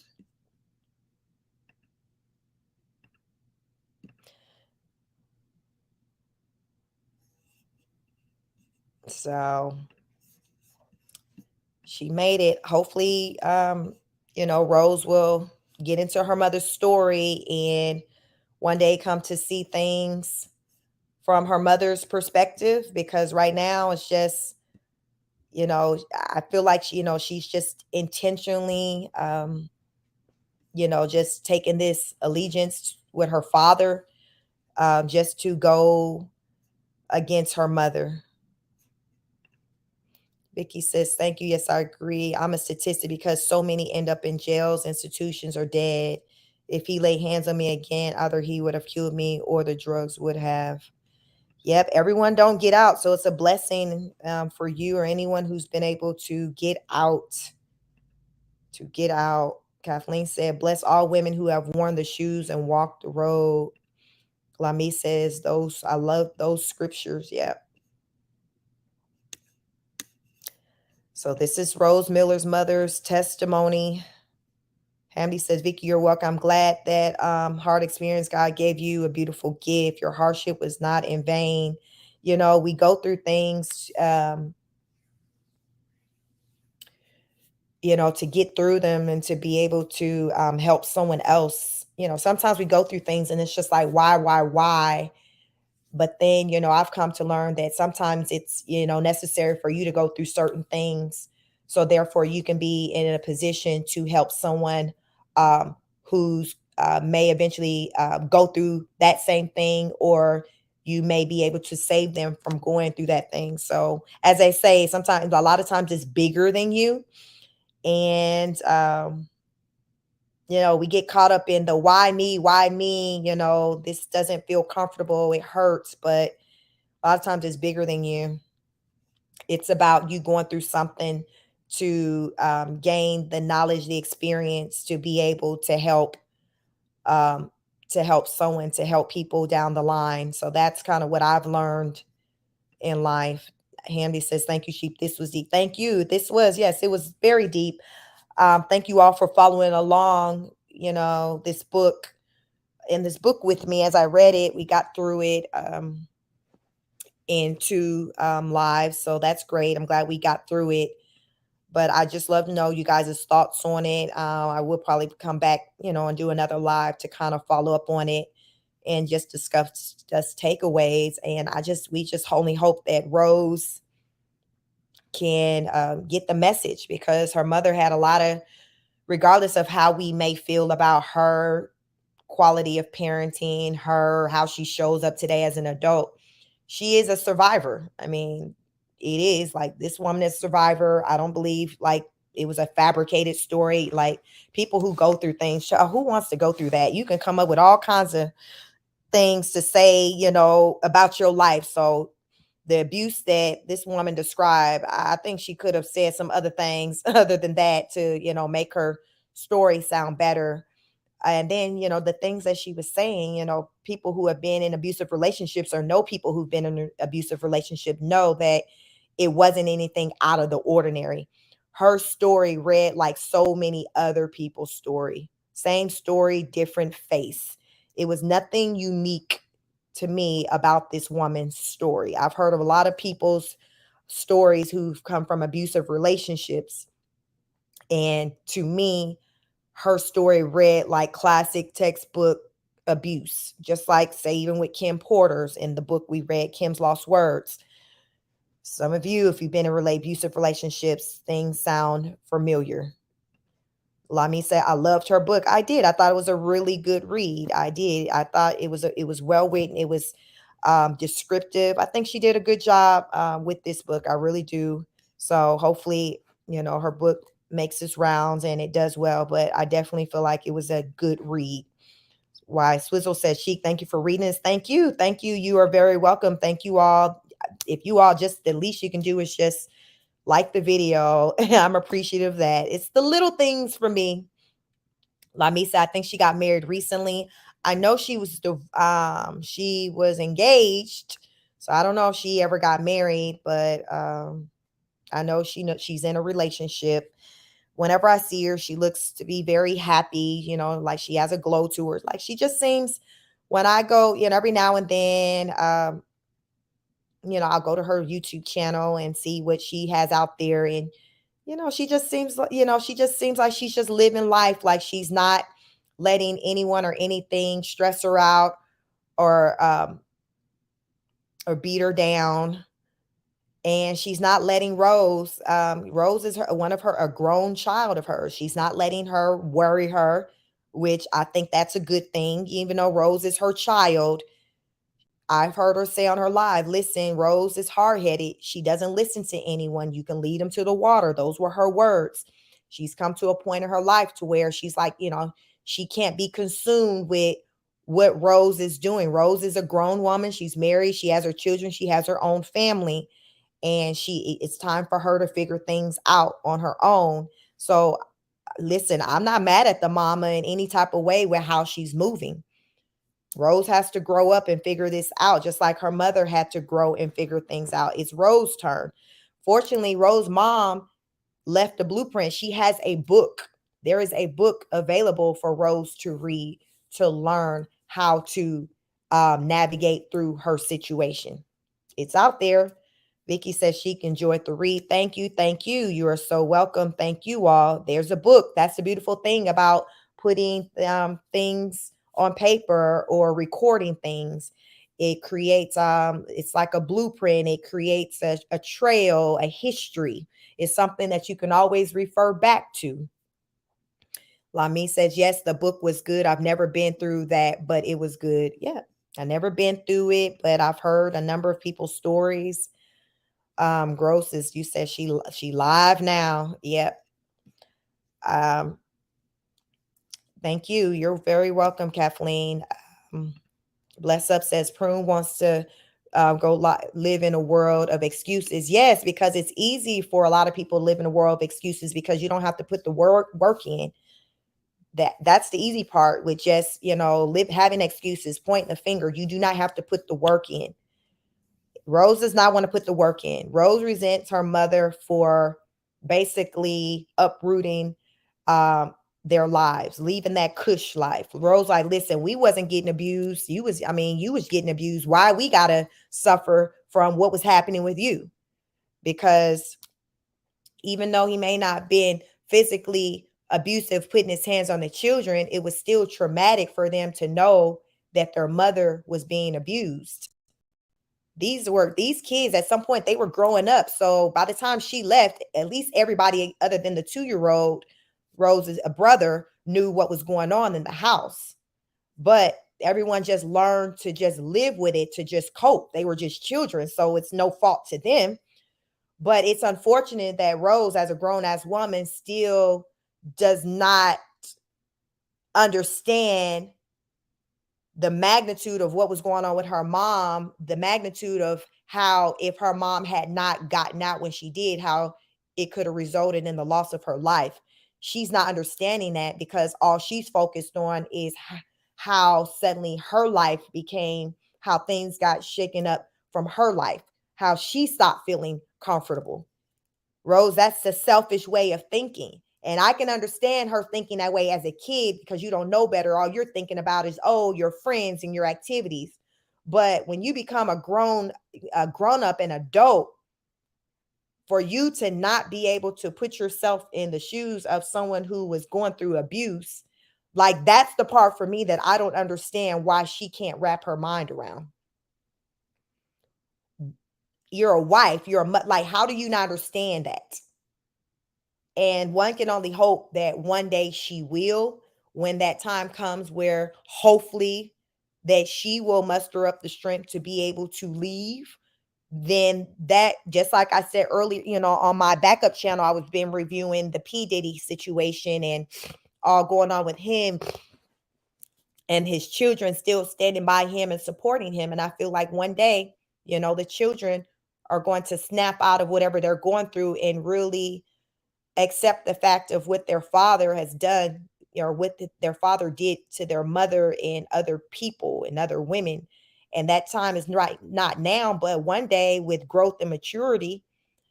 So, Diddy's, his girls, they're still young, they're young ladies. So they still got time to grow and try to figure things out and to live life. But goddamn it, Rose is about to be 30 years old in December. It's no excuse why she still has not come to the realization of why her mother had to leave and to quote unquote break up the family. Rose's father is the reason why the family was broken up. His abusive ways. And even though he wasn't physically abusing maybe the children, because she didn't say anything in the book about him being physically abusive to the children, it was a level of abuse, psychological, emotional, by him abusing their mother. They knew, so that's a form of abuse, as we talk about, as I've said multiple times. Psychological emotion abuse is far more damaging than the bruises. Look at the impact that it's had on Rose. That's just one of the 16 adult children. Look how she's moving in life. This goes to show how severe, how deep the impact of the abuse goes. She's about to be 30 years old. She's a wife and a mother of 4 children.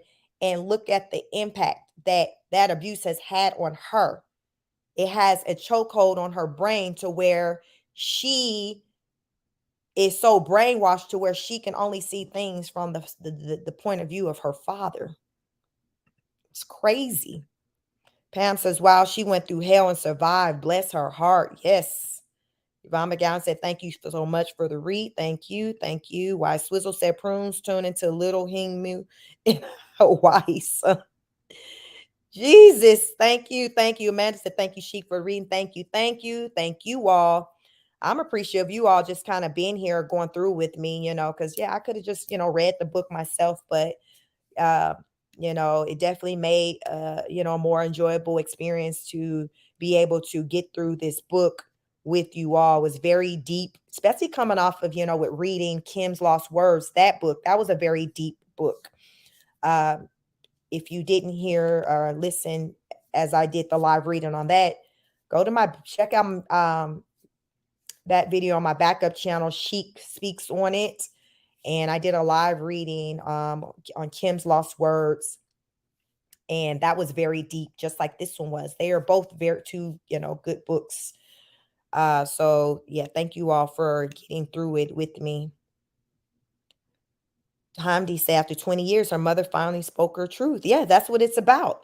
That is what it's about. And a lot of times people are not here for your truth, but that's okay because it's your truth. So what they say, let go and let God, it's not about them. And I felt like the mom, she needed to put this out. It was for her whole healing. And maybe that's why we see her move with, she has this air about her in this glow. Like she really seems unbothered. She seems like she's living her best life right now. And I just hope that that is the case and that the energy that she's giving off, when I see her videos and her pictures, I just hope that it's sincere and that she truly is just living her best life in a happy place, is being loved on and appreciated the way she should. She's a beautiful woman.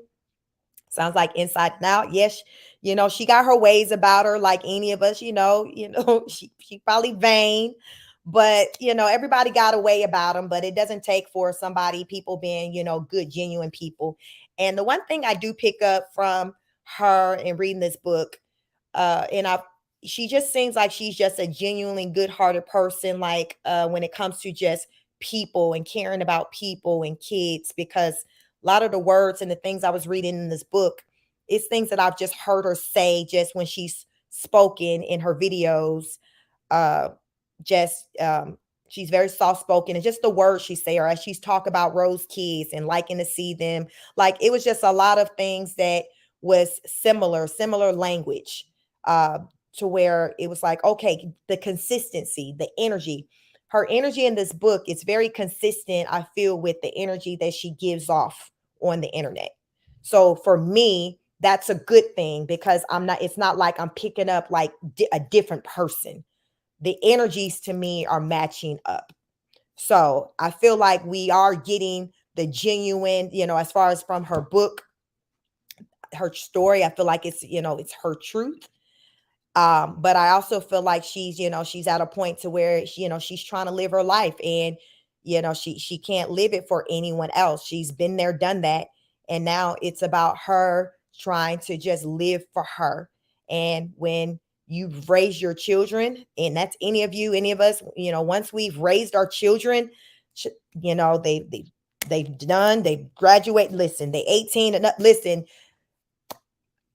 you've done your part. You've done your part, and no one can really look at you and expect for you to do more. Anything after that is just out of the kindness of your heart. No expectations once you've raised your children. And she's raised her children.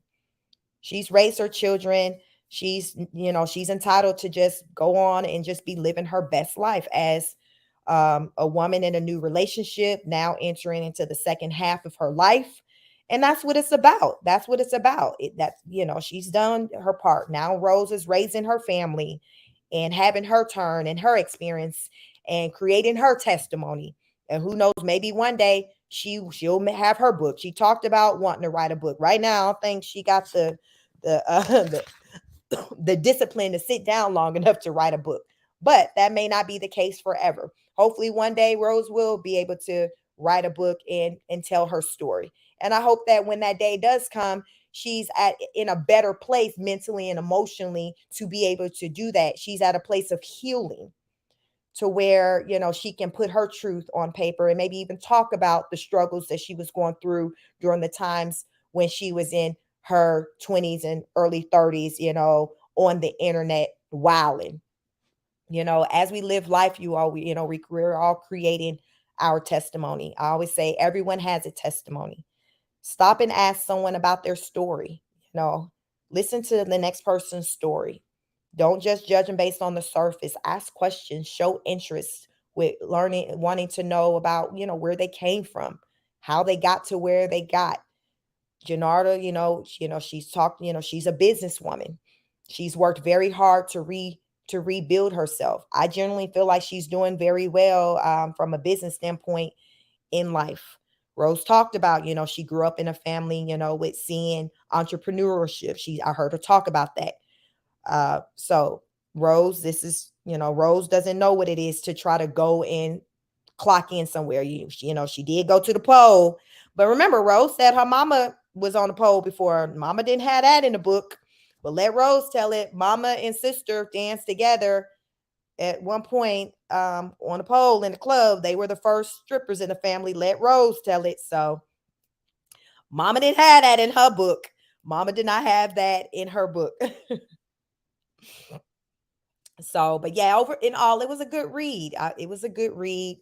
So we'll see what's to come. We will see what's to come.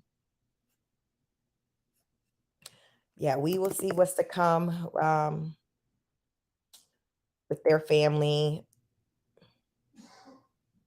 Yes, I do see her live right now. She has a video titled "Envy is a Heavy Burden to Carry." Y'all, who is envy? Who envying the road? She said, listen, envy is a heavy burden to carry. Who is envious of this woman that got her live right now? I ain't even trying to bring her over here on this channel. I don't even want her over here. So I'll let y'all go over there and peep that yourselves. But she said folks over there envious of her. I know one thing I don't pick up. I don't pick up that Janarda Makeup Sin is envious of her daughter. I don't pick up that at all. I don't pick up that at all. I don't pick up that at all. So Vicky says, I would never invest in those entrepreneur sessions she tried to sell. Yeah, Rose, she is definitely a hustler. She is her father's child. She is definitely her father's child. She is definitely her father's child in more ways than one. She her mama child too now. She got them both. She a good equal blend of them both, when it comes to the looks and character. But yeah, that's how DNA works, right? That's how DNA works. Mana says, not the surviving blue shirt of YouTube, all-time bookseller from Gross. Oh my goodness. It'll be the day for her to sit down long enough, child, to do a book. That's it. It's just because, to write a book, it takes a level of discipline. It takes a level of discipline. Vicky said it's always all about her and what she wants, never the kids or husband. That Timu Hall, nothing for the children. Very selfish. One thing that I didn't pick up from listening to the mom's story, I didn't pick up her being selfish. I didn't pick that up. I picked up that she likes nice things and, but I didn't pick up her being selfish. I did pick up that a lot of what she did and endured, she thought a lot about her kids and the well-being of the kids. And probably, to arguably to her detriment as far as with, comfort and materialistic things. But I did not pick up this woman being selfish. Rose, I think that comes from her dad. I pick up, to me, she has more internal characteristics of her father versus her mother. I think most of the characteristics that come from her mom is more so from the physical, the looks.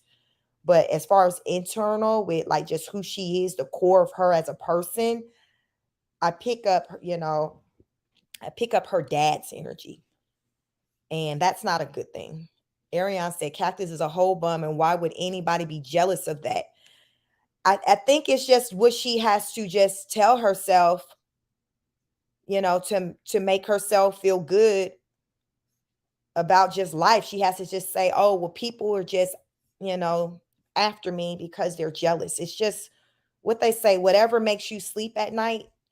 And these are the things that she tells herself. It's psychological. It's psychological. Remember, we've said many people believe that she's a narcissist. It's very, a narcissistic thought process, just like her dad. Just like her dad. She's her dad's child. Like, listen, and I mean, it is what it is.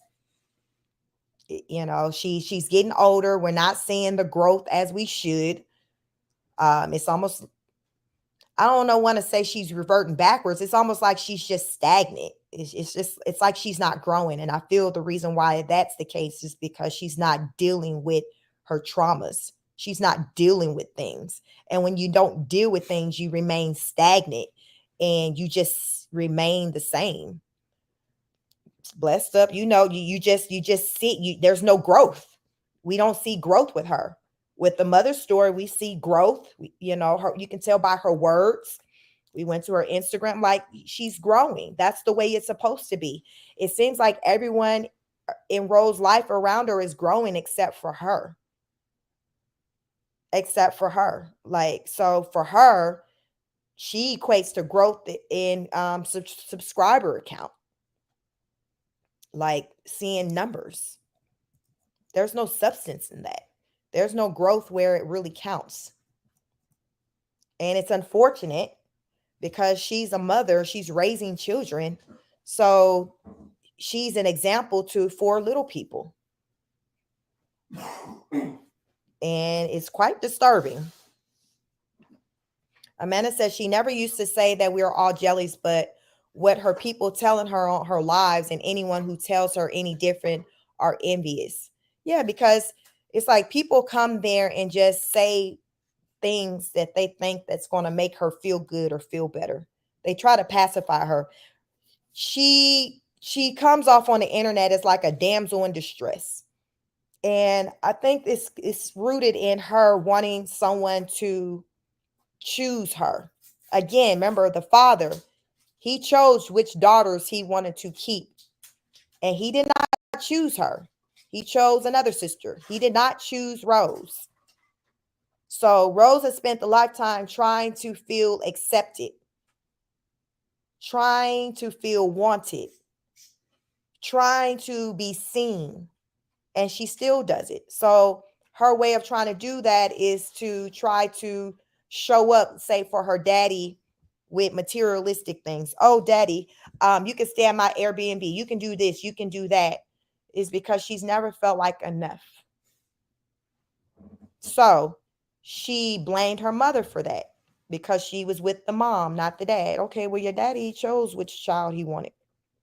Your mama said, I wanted the girls. He's like, well, no, I'm going to keep one. I'm guessing maybe it was two girls. I'm going to keep one and you keep one. And Rose wasn't the one he chose to keep. Now, why? Who knows? Who knows? Maybe he chose not to keep that one because even at that time, she was showing signs that she was just like him and he couldn't deal. He was like, oh, hell no, she too much like me. You can take this one. Because who wants to deal when you a hellraiser? You don't want to deal with another hellraiser. So maybe he didn't want to keep Rose because he already seen that she had characteristics of him. Maybe he didn't want to keep Rose because he saw when he looked at her, she looked more like him. So he was like, no, you keep this one. Maybe he did that on purpose. So therefore, it would be to be a thorn in Janarda's side to have Rose be the reminder of him in her life every time she looks at Rose. You just never know. People be sick like that. And Rose looks a lot like her dad. If you, like I said, go to her channel, her community page. She posted pictures yesterday of her father. If they're still up there, you can see she looks just like that man. She looks like him. So maybe that's why he was like, no, I want a piece of me. I want a part of me in the house with you that looks just like me. So every day when you look at our daughter, you're reminded of me, because he was a sick bastard. He was sick. And he seems like the type that would do something like that, where he kept the one that maybe looked more like Janarda, and sent, and let Janarda keep the one that looked more like him. He just seemed like somebody that would just do something like that. Blood Stuff says she's a prisoner in her own mind. Right, she is. And she's only hurting herself. Vicky says, hey, Chad, it was nice connecting. I'm going to get flame oiler for dinner, starving. Good night, Vicky. Thanks for joining. Justice says her problem is the thinkers. Everyone envied her for what? Child, for what? Handy says, Amanda, for real, not everybody is a sheep. Like, we all have opinions.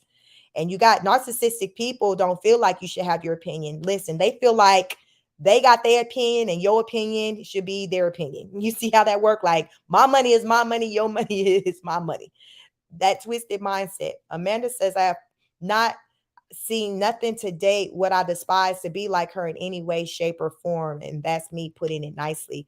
I think that's the most people, but child, in her mind, Hamdi says, not everything that shines is gold. We not hating Rose. We are night. We are not night. Good night. Good night, Vicky. Have a wonderful night. No, we are not hating. We're not hating at all. We're just calling out the foolishness. We're just calling out the foolishness, and we'll continue to do that. Myself and other reactors will continue. We'll continue to call out the foolishness. That's what this channel is about. This channel, as well as my backup channel, She Speaks on it, whether it be Rose or anybody else. We come here. My platform for any of you is a place to come and to just voice your opinions about things that are going on. We're not sheep over here. That's why I like to call us the honor students, because we use our brains, we ask questions, we read, we research, we explore. We like Dora the Explorer and Diego over here. We trying to figure some things out, and reading her mother's story, it helps us to really understand what the hell is going on. Rose came from an abusive home, and she never really got help. She's never really dealt with that. She spent a life just moving, just running, moving around like a lot of people. Most people don't get help from the abuse that they endure. They just learn to deal with it and just cope. That's usually, they just do the best they can. Amanda says, whether Gross wants to admit it or not, she started all this drama with Chanel and her mods, and she came at it all these reactors, and it has been her content material ever since. Yeah, she started it. But she, right, she doesn't see it that way. Stacey says, catching the tail end, but you are truly on point with everything, especially the non-growth with 4 little people to raise. Welcome, Stacey. Yes. When you're a parent, you become a product of your environment, just like she's a product of her environment. She grew up in a home of abuse. And I'm pretty sure there was some things that the kids witnessed as far as with the father being abusive. I'm sure they didn't just see the abuses, I'm sure they caught glimpses of their dad getting physical with their mom, grabbing hold of her, pushing her. They saw some things. Rose was pretty, was a big girl by the time her mom got out. She was old enough to know that stuff wasn't right. Amanda says she is nothing without us when you think about it. No, she says she's addicted to the internet. One time she was on her live talking to the Rosebuds, and I think they asked her why she was online so much, and she said she was addicted to them. Like, that's how she copes. To her, that's like her family, because she never really, even though she came from a big family, it's almost like she came from a big family, but though at the same time, she felt like she was alone. She felt like there was no one that she can relate to, because everyone that she looked at, like, no one looked like her. Like, the siblings that she was in the house with her mom didn't look like her. Her other siblings were, getting, more attention and affection from her father. So they were able to bond with one another. her other siblings that was in the house with her and her mom, they were bonding with one another because they shared the same father. So she said she felt like she was the oddball. This was the story she told. That's what she said. She felt like, like that she was just the oddball, that she was getting bounced around between the different homes because guess what? Her daddy chose not to have her full time. Her mom, had her, in the house with her, but Rose, she wanted to be with her dad. But if he wanted her, he would have had her. He didn't want her. So in her mind, she can't wrap her mind around the fact that he did not choose to want her, have her there. She what makes her sleep at night is, well, mom, you kept me from him. You left. You broke up the family. This is how she rationalizes all of this. But this is what she tells herself to cope. And a lot of times people lie to themselves just to cope. That because the truth is unbearable. Justice says, oh goodness, yes, people always saying someone's hating on her. Andy says, I also wonder is she connected to the 17 siblings? That's a lot of siblings. I'm gonna say no. The only time I've seen that some of them band together with her is when they called Fifi's phone harassing her. But I think that's because she called them lying to them. But otherwise, she never talked about siblings. She never talks about siblings, having conversations with them, going to visit them coming to visit her. Like, for her to have that many siblings, how you ain't talking about nobody? You would think she was only child. So that was telling to me that she didn't have a relationship with her siblings. So I don't think she has a relationship with her siblings. Her mother said that the siblings don't really fool with her like that. She's even said before that her siblings don't fool with her like that. She said they'll have the group chat and it seemed like they'll kind of ban and kind of go against her. As far as with, I guess the comments or, the feelings that they have about her. She just says, that she feels like the oddball. Like I've heard her content talk where she talked about how she feels like the odd one out, and which is why she felt like, at least if she moved to Hawaii, she can tell herself, well, the reason why I'm not close to my family because I live in Hawaii. Like that's what psychologically what she's like, okay, well, if I'm in Arizona, I have no justification as to why I'm so geographically close to my family and they still don't come and visit me. So if I move to Hawaii, I can then tell myself, well, they don't see me because I live in Hawaii. You see, it's the mind games.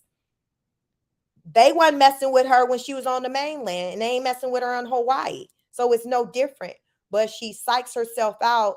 And she admitted to that. She said, I figure if I move to Hawaii, I can just tell myself, well, I don't, see them and my kids aren't being raised around their cousins because we live in Hawaii. Like she just tries to create these scenarios to justify things that are happening in her life, even if the scenario don't have anything to do with what's happening.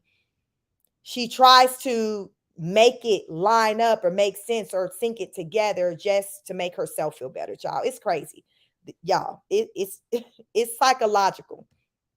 It runs deep. It runs deep. This is counseling stuff. It runs deep. It runs deep. Ariane says, get ready, Chic, but good night. Good read, Chic. Good night, everyone. I'm going to bed. See y'all in the next live. Good night. See you on the next live. Amanda says she has no communication skills as she don't know how to form relationships with no one. She don't, because she don't know what healthy relationships look like. She's never witnessed it. Justice says, oh yes, O'Shea Jackson's even talking about Queen of Kings now. So yeah, that page is growing like wildfire and not in a good way. But so is O'Shea jealous of her too? Handy says, I may be wrong, but Brett is also losing connection with his family. He better visit his parents. Yeah, I mean, that's what happens. I think I can see their family kind of getting to a point to where they're just tired. They're like, at this point, they're like, sir, you're feeding into the shenanigans. And I heard him say on a live not that long ago when they were talking about T is for testimony, that video, and he was saying how he used to tell his family and stuff about things that was going on in their relationship and that he stopped. And then they talked about, I guess, back when he used to tell his mama a lot of things. I think Rose said back then she didn't like the mom. But then once he kind of stopped, I guess, telling the mom everything, then that's when she started to like the mom and all of that. So I think the family probably is at a point of like, listen, if you're choosing to stay there and be a part of that, listen, you do you, but we can't get caught up in the whirlwind of that. We can't. Like, it's almost like, pick a side. Like, if you're going to be over in that, fine, that's your family, but don't bring that over here. And a lot of times it be like that with families, especially when you got a loved one that's in some type of abusive situation. You're like, listen, you can't keep coming back and forth.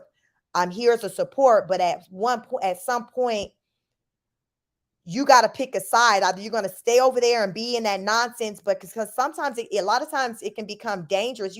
How many of you all have heard stories of people becoming victims of what's going on in someone's abusive relationship by trying to help and be a savior? And more often than not, abusive people, like, they get back together. That's what I'd be like, be careful with when you try to intervene in toxic relationships, because a lot of times those people aren't done with one another. So while you trying to put your life on the line and get in the mix and fight off whoever, a lot of times people lives are lost. Innocent people lives are lost when they do that. And a lot of times the person who you're trying to protect go right back to that abuser. So I even tell my husband, listen, like, don't be getting caught up in outside. He had a good friend that he worked with, and she was in an abusive relationship, and the man had held her hostage, all kinds of stuff. And she managed to break free, and she was trying to move out and get away from him. And I told my husband, listen, don't be trying to go to her and be a savior and help her move out. Don't do that, because these are the same people that get back with these people. And sure behold, the last I knew, this woman was back with that man after all of that. So no, be careful. I will not co-sign for my husband to just be stepping in for just some random woman because she's a woman, because a lot of times people in toxic relationships, that's an ongoing thing. And you don't know that. You don't know that they about to kiss and make up in the next 2 hours. You don't know. You just see it going down. The best you can do, I say, y'all, is call the police. But as far as physically intervening and getting in the midst of it, don't do it. Call 911. Call 911.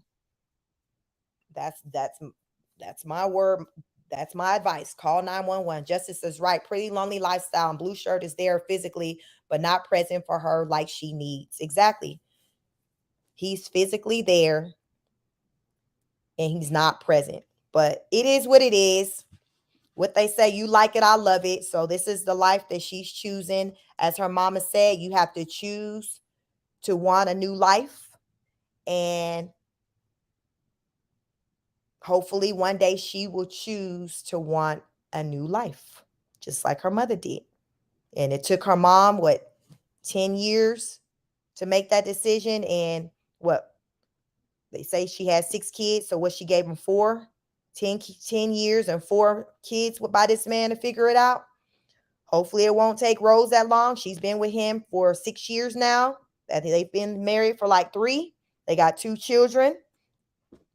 She talks about having another one. So listen, may the Lord be with him. May the Lord be with him. What they say, the Lord bless babies and fools. Maybe she'll fall up in there somewhere. Babies and fools, maybe in that category, because they say the Lord bless babies and fools. So maybe he will keep a covering over them because there are babies in that house. Listen, that's all we can do is just hope for the best, child. That's hope for the best. But if she's not interested in buying her mama book and reading it, she can certainly come over here and catch the replay, be a part of the replay gang, and get into her mama's story, because it's definitely one worth hearing. One worth hearing. So you all definitely make sure you like, share, and subscribe. If you did not hear part 1 of the book I read a couple of days ago, be a part of the replay gang. Catch that part 1. The entire book is a good book. I purchased the book from Amazon for about $15. So if you want to get a copy, certainly go out there and do it.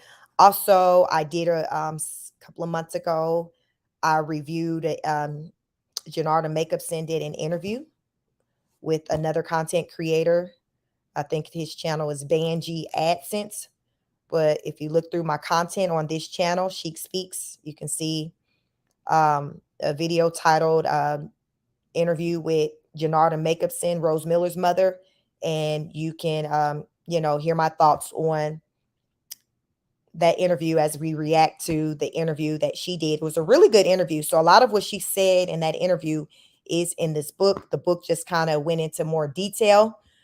But in that interview, she talked about how she left out a lot of names and things and, for with trying to protect people and things like that. So she said as much as she felt like she could say based on her comfort. And that's what it's about. It came down to, what she was comfortable with sharing. So I feel like what she did share was enough to get the message across that abuse is real and that you can get out, you can survive it, and that you're not alone, and that many people each and every day experience DV. So that's the message I got from it. But you can have better days. Janarda today, fortunately, is living better days in sunny California, in Los Angeles, running her real estate business with her new man. She's engaged. She's just living her best life. And that's the good life. That's what everyone should be able to do. Justice said all of the time, and it's too dangerous. Yep. God is good all the time. All the time. God is good. So as I like to end, everyone, take care of yourself. Go out into the world and be the light in which you want to be shined onto you, meaning give love, be love, show up in the world in a way in which you want others to show up for you. That's what it's about. Each one teach one. Take care of yourselves. Take care of one another. Janarda said with the help of other people, that's, giving her a few dollars just to have gas money to get on the road. You just never know how you can help somebody. And just by just being lending an ear can help someone. Giving a couple of dollars can help someone. Like, you just never know. You just never know. So just do what you can. And that's what I do whenever I choose to go live on any of my platform. I come out here to be a voice, to speak words of encouragement in hopes that it lands on the ear of someone who may be able to benefit from it. This is just what I do. Justice says, oh, I'm sorry, Amanda Jane. Good night. Was too busy with the conversation. So yes, good night, everyone. I want you all to have a wonderful night. Please like, share, and subscribe on this channel, Chic Speaks, as well as my backup channel, Chic Speaks on It. If you're interested in wanting to know what's going on with Diddy, the updates, you can follow me over there, as well as information I put out there with the weather for Florida, because y'all know they was going through it. So I was the whole storm chaser over there for 10 plus hours. So check that out. But it sounds like mostly everyone kind of survived the storm. So it definitely, I'm glad, wasn't as bad as it was projected to be this time around. So everyone, thank you. Bless up. Thank you for joining. Everyone, be blessed. Have a wonderful, wonderful night. And I will catch you all on the next broadcast. Peace.